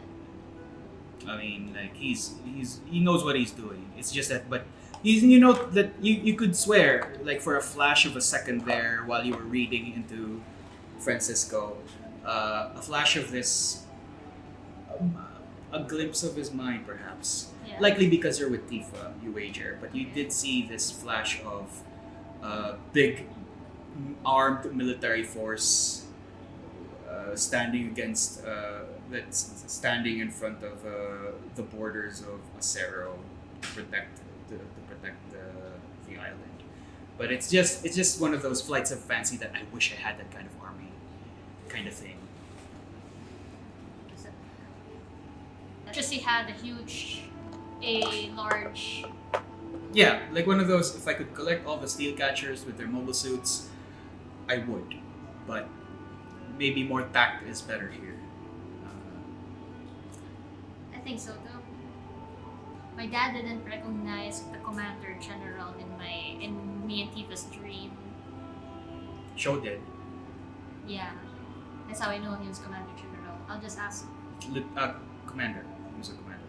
Oh, not Commander Hamil. Oh, right. Jamil Neat. Jamil Neat. Should I ask him? What do you mean? Should I name drop? See if it rings a bell. It's up to you. I'll just try to word it in an offhand comment kind of way. Like, maybe if we had some sort of leader, I don't know, like Show mentioned this one guy. It's like, he was a commander back then. Show just mentions. Yeah, the Commander Jamal Neat. Don't ask how I know this, but he might be involved in this somehow. And but you see that Francisco just raises an eyebrow at this. He says, I'm discounting on Show's usual flippantness being taken wrongly this time. It does not ring a bell, but if any help would be good, any help would definitely help, for lack of a better term. But I will set up a meeting with the other steel catchers. Okay, I think that sounds good. We might as well know what we're going up against. Yes. And let them know that the SOS signal is what it is. Okay. The SOS signal. I will cancel the. I will ask Gordon to cancel his expedition tomorrow. Although, actually, pretty sure that there might be more up there. Well, But I that's to be expected. We already are aware of the defenses beyond the middle part of the military sector. But it's. I feel like we should halt scavenging operations until this Blue Cosmos incident blows over. Whew. Okay. You know best, sir. Beyond that, there is this grain processing plant that they would like you to look at for improvement. It just goes back to business, speaking with them about this particular project that they wanted to take on. But the night, he asks also, Tifa will stay with you? Yes. See? Well, if nothing else, I bid you a good night. We bow out. You exit out of his home in front of Show's car. At this point, it's late now, and all the kids have gone home already. And, but you note there's a bit of vandalism on the side of Show's car. Oh God. It's crudely drawn fish sign, and Hey, it's and pretty cute. shows like, ah, man. What? It's pretty cute actually. Uh, Tem says, well, that went well. That went pretty well. So we're just gonna meet more people tomorrow. Right. And I'll leave that to you steel catchers then. You don't want to come to it? I have no place. My place is not there. You're the ones with combat experience. Okay. Perhaps Tifa can stay at home, Okay. or go in the orphanage to help out. Oh right. I actually did tell Mother Christiana that Tifa could start tomorrow. She'll get back a bit more for strength and everything. Right. Sounds good. The Stargazer is ready. Don't break it. Do my best. So, you head back. You part ways. Show drops you off at your place, and Show bids you all good night. Sweet dreams. Yeah. I'm gonna have to buff out the marker first, and then he drives off. You have a nice dinner with the Grants and Tifa. You explain the situation that there's going to be a steel catcher meeting. It's a rare thing when these things happen. This is probably your first time, but it's happened before where steel catchers gather to try and like get to a higher point in the Acero together because there's a major obstacle or major blockage, or Wow. if they spotted like a raider gang about to come in before show, they would have to meet up like this a lot. Wow. No wonder it's number one. Yeah, Number two. you may have the best mobile suit, but he is the best pilot. And now, fucking ventilation. It's definitely a lot better now. There's still a lot of work to be done on the Where's the ECA. chat without dying of heat stroke? Yeah, but it's definitely a lot better now. You sleep. The meeting will happen in Arthur's junk because that's where they all gather anyway. All these men in Arthur's junk. It's all men. All the steel catchers are guys too? Well, mostly there are some women in there. Okay. All these men in Arthur's junk. So May 8th, or May 7 rather. Sorry. I would like to cut that spring. Go ahead and give me a Thinker's Tools check with, I'll say, strength. What? It's just a spring! You're trying to squeeze it out and then cut it out. It's the spring. So add your proficiency and add your strength. You can guide yourself. Babe. 2 plus 13, 15 plus nothing. Okay. Minus 14. 1. 14. Okay. You're no longer punished, so you can actually sleep on the bed with Tifa if you want. But you do at least take out that spring. You will not penetrate anyone's butt anymore. And I show her Mr. Wigglebones. Mr. Wigglebones. You feel a bit of guilt from Tifa. Like a part of her is thinking that this is her fault because it's her bod, her SOS, and it seems like she feels like she's like, as she says, like I feel like I disturbed whatever peace you have here. I will poke her side under the blanket. And mostly because it's really how I interact with Sho. She is rather ticklish, actually. And then I'll just say, like, in the dark, I imagine the room is all dark and they're just lying down in the beds, just trying to make things comfortable for each other. I'll just say, like, look, you didn't ask, it's not like you asked to be in the pod. It's not like we were going to leave you there. So this is no one's fault. If anything, you were someone who needed help. And we if we hadn't helped you, we would not be good people. She thanks you for that and says, "I'm glad you're the ones that found me." You know, me too.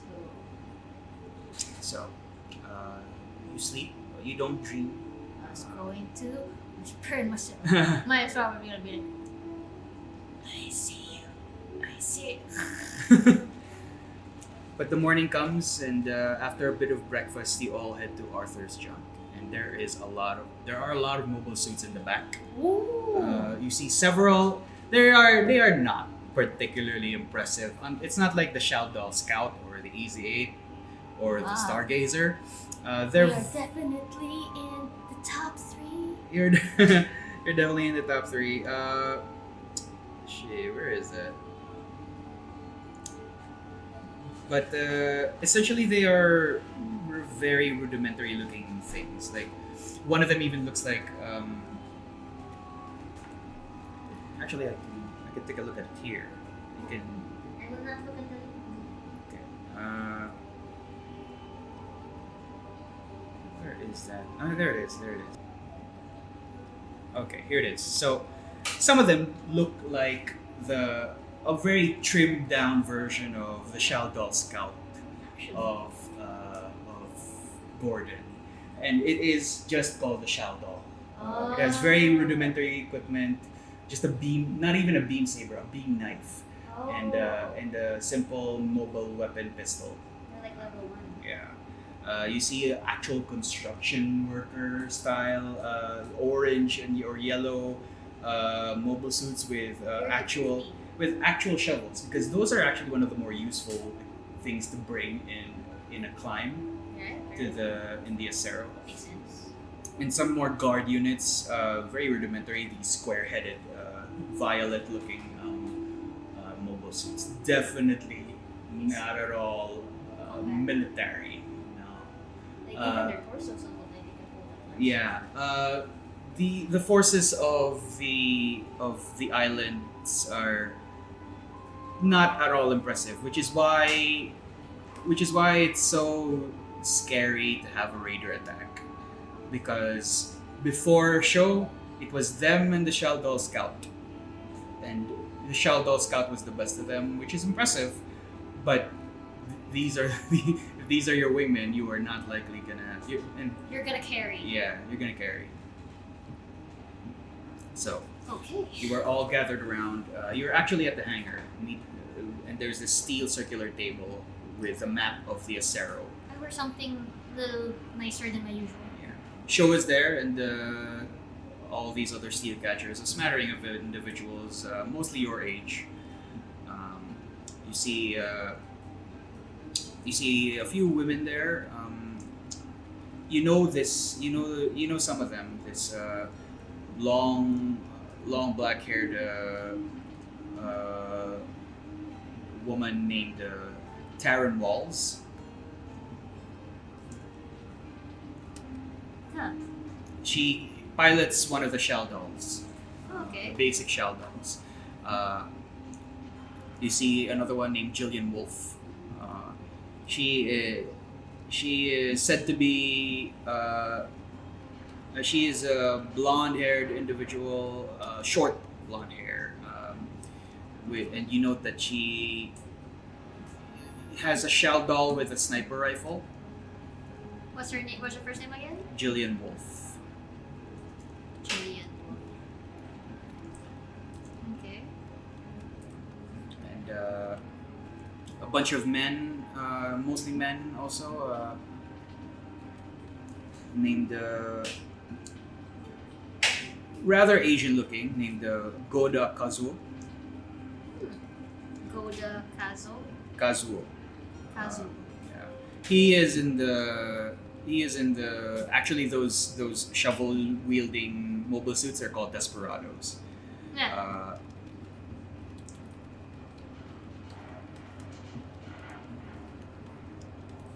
And John Morse. John Morris. Morse. Like Morse code. Okay. This brown-haired individual, a little older than you. probably in his 40s or mid 30s. He's the one that pilots the Vanderas, the purple ones with the square faces. Oh. Yeah. Okay. They have basic equipment really, like machine guns or rifles. No beam weaponry at all. Okay. And the one to come last actually is this blonde-haired individual, and he comes in a bit of a loud voice to him. He says, all right. My climb just got canceled. I wonder why. And he comes in, brushes his hair back, and says, "Morning. I hear you fixed up my Shao Dao." Not that I could, not that it's really How'd you find it? pretty good. I mean, it's no Gundam frame, but I think it can keep up. It's And, pretty cool. you know that his intentions. It's very clear. It's just that, I mean, he's a good person. Just that he's his own worst enemy. It's okay. I have big news, so I am entertaining. And Sho comes in. He lives here, so he just comes out of the shower, just wiping his neck length hair. And says, "Hey, what's up? What's up, Berry Man?" It's not like wearing a Hope he doesn't have like a towel on his shoulder or something. He does have a towel on his shoulder. It's just white shirt. It's like, "Hey, Berry Man," and you see him seethe, almost similar to how your dad seethes in the presence of Sho, but to him it's a little worse than that. Like, Personal.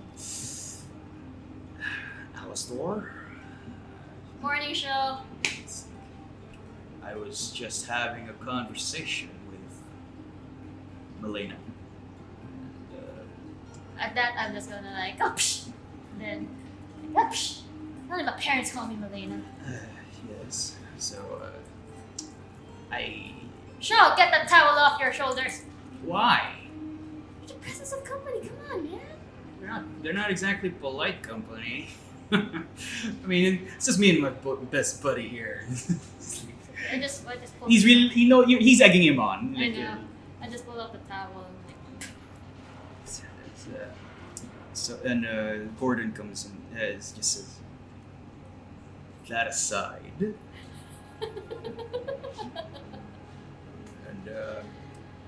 and Arthur comes in and says, "All right.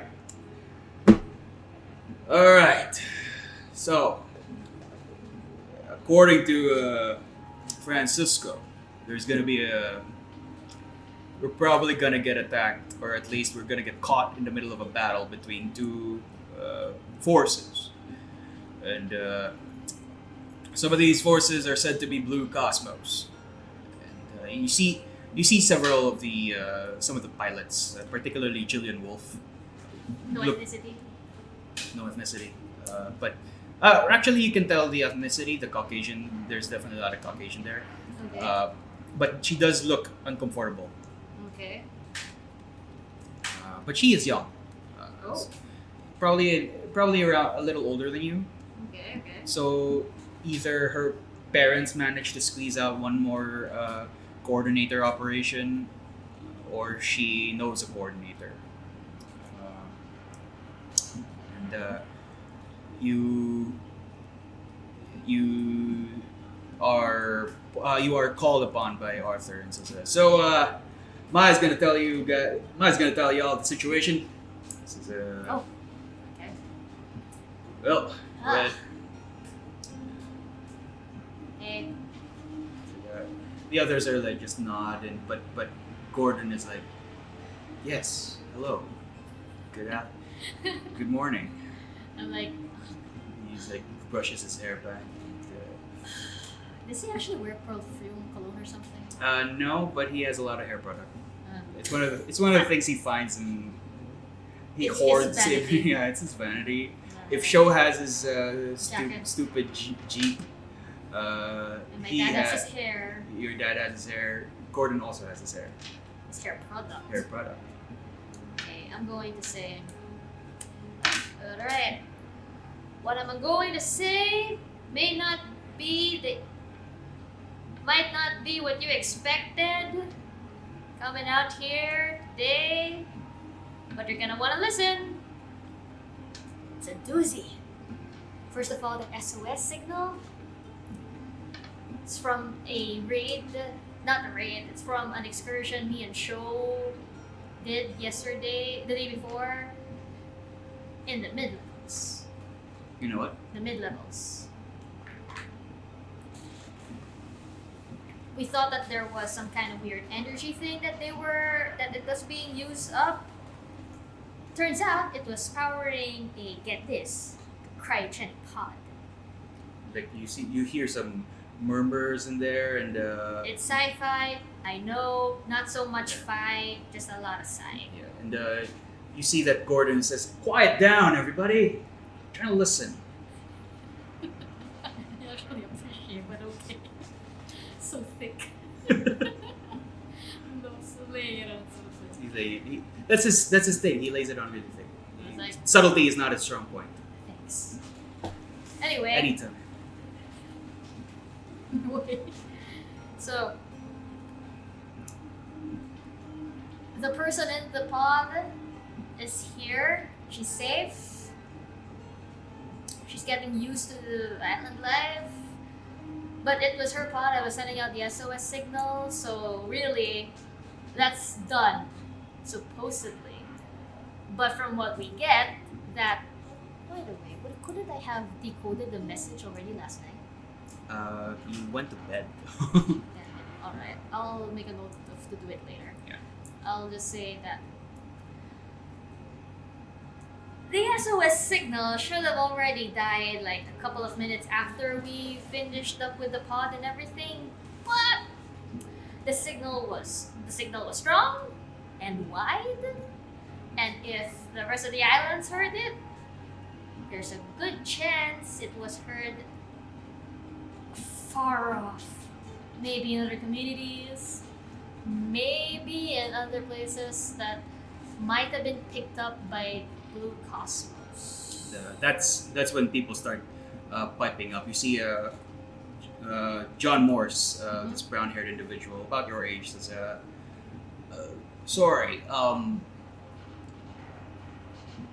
will the Blue Cosmos come here? Or what are they after? Why would they come here for an SOS?"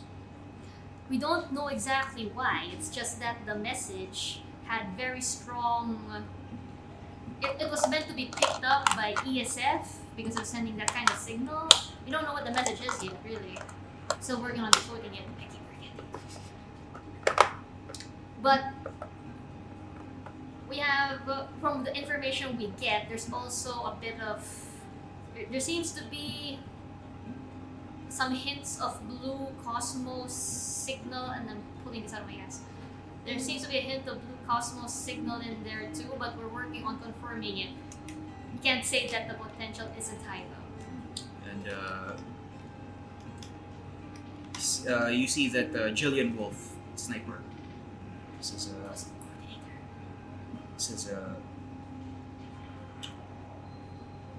"Is it possible that they want the girl?" Or did you say girl? Yeah, I said she. That's it. Unlikely. It's probably they likely don't even know about her, and she's just one girl. Says, This is Blue Cosmos we're talking about. I'm pretty sure not going to roll over anything for a single person. you see Goda. Says, "Hey, So, why would there be a girl in a cryopod in the mid-levels of the military district?" we're also not sure why, considering one, she seems to been there for 30 years, and two, there were others with her, but they'd already passed away. Hmm. There wasn't much information that, well, we did find information, we're just working it out. If you want, you could it's not the best thing to explain over a wide group like this, but and then I look at Buddha directly and I say, like, if you want, you could come over to my house and we could check out you inside the fuck out of you. Nika. Okay.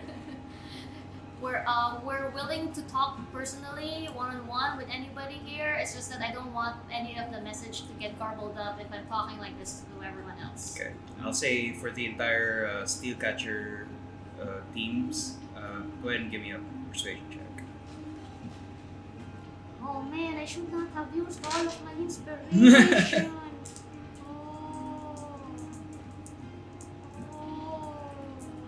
Well, persuasion, right? So I'm using my new type. I'll say Gordon does say, well, we're here to help. It's not like we have a choice whether we believe it or not. If Blue Cosmos comes here, we're gonna have to fight. I mean, coming from the Warhound. And Show is like, that's the spirit. That's what I like about you, best buddy. And you know what? I'm here for everyone. It's okay. I'll take care of you guys. He says it with just as Gordon says that. You see that you could swear he was gonna pop a blood vessel just with that, because basically he stole his thunder there. I'll protect you. Can I roll an advantage? You do have advantage. Let's see how well you. Wow, they just knocked against each other, and it's a 9 and a 7 and a 1. So 10 plus your persuasion. Is it a 9? Yeah, it's a 9. So that's a 10 plus persuasion of 16. So you see that everyone is in agreement. They've headed towards the map already, and Oh, sorry, it's a 14 because it's only a 5. Persuasion's a plus 5. so 15. 9 plus 15. And they all agree, and they all go to the map, and they begin to like map out certain formations, and they all begin to say that my Desperado is not very powerful, but if you need me to dig a hole. Basically, they're trying to maximize the what they have, and they're trying to check whether, and a lot of them are debating. You see that Jillian specifically says, well, if Blue Cosmos comes here, we're gonna have to start shooting them. And then, but you see that another individual, Charlotte, says, why we don't have to involve ourselves in this. We just have to make sure no damage comes to the Acero. Those kinds of discussions going around. Do you interject in any of them? I'll just ask if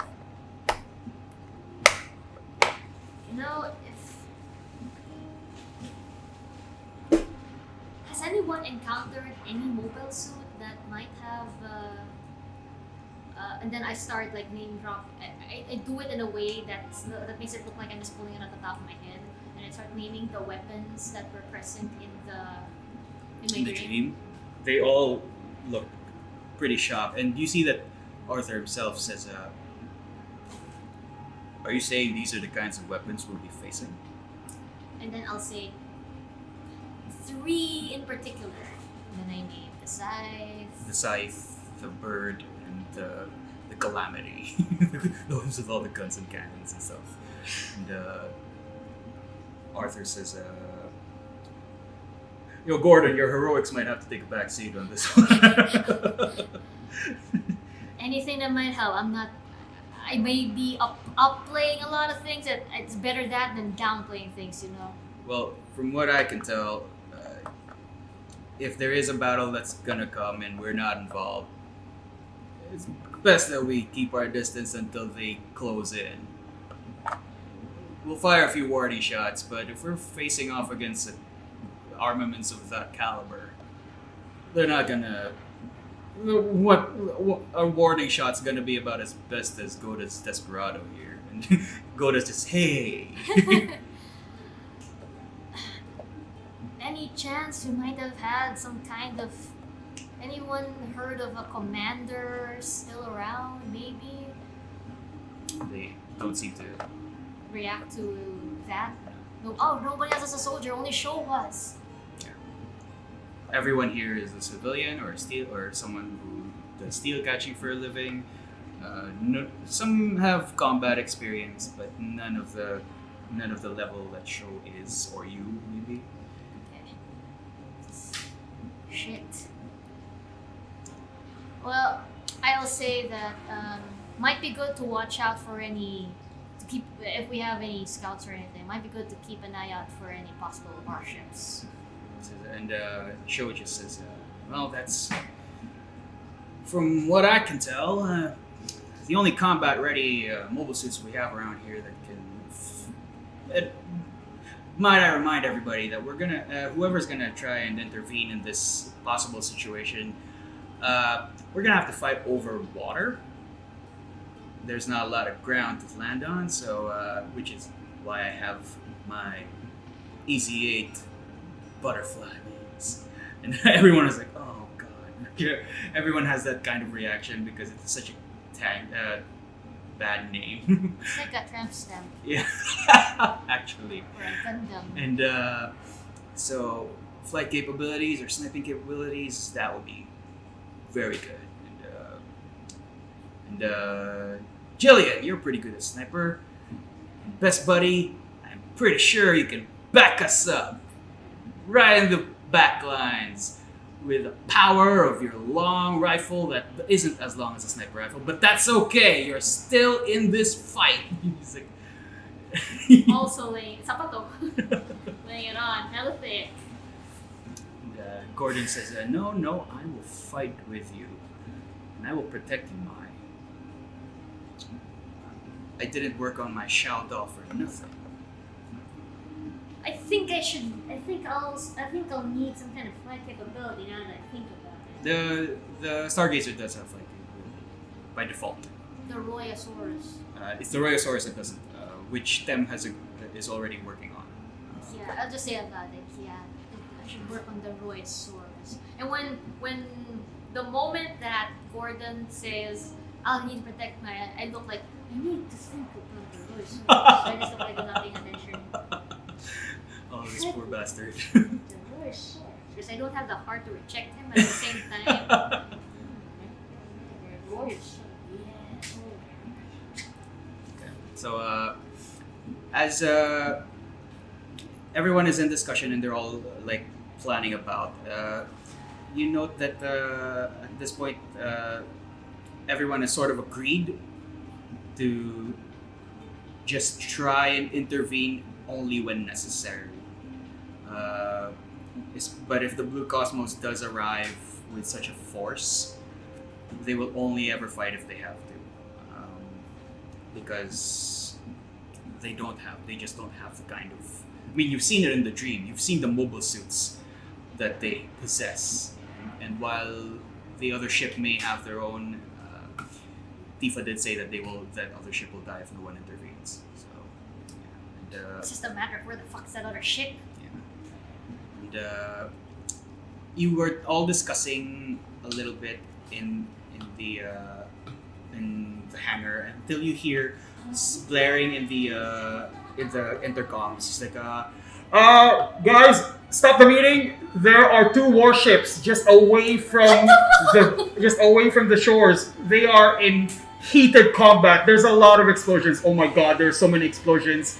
And everyone suddenly like freezes in place, and you see that Sho is like, go! And he begins to run to the Easy 8 and says, Mai, I'll see you right by the Acero. Let's go. And Gordon says, Oh my god! he is shaking, but he closes his fist and says, I got this, Mai. I'll protect you. We'll work together. Sho, you make sure that we work together. Oh my god! And he runs towards his Shao doll. He runs towards his Shao doll. He runs towards the Easy 8 butterfly. Fuck, it's barely a plan. And, you have to run towards the Stargazer. On the way back to my house. Yeah. On my way back to the house, I'll just tell everyone else. Like, I stopped by the house first. I don't know how this is going down. Yeah. But even as you're running, right in the distance of the horizon, if you see the Acero itself is here, on the horizon there are these two ships, and you see several blips of flashes of yellow and orange of explosions, and every now and then you see a flash of purplish blue beams, laser weapons, beam weapons that are just flashing all over the place, and like there are some high ordnance stuff going around in that area. Oh, and sweet like, Jesus. just like your dream said. And It's like, Tifa, is happening! and you enter your home. You see that everyone is already in battle ready. Okay. And that's where we're gonna end this session. And we will The pick fuck was this in that up. message? You're forgetting. Oh my We god! will pick this up next session, where you will encounter the Blue Cosmos ship and that other ship of Jamil Neat. So much for finding the guy. It's like, oh, maybe he'll wash up on shore like Shodo. Oh my god, mine is low. It was really cool though, the moment you play this music, I'm like, my pants are kicked. So we'll pick it up next week, and it'll be a big fight. So learn your features, learn your spells. It's a good time, Masani. Hellfire. I'll see you in the next episode of Sotsu Gundam Fleeting Liberty. Yay! It's the quickest development.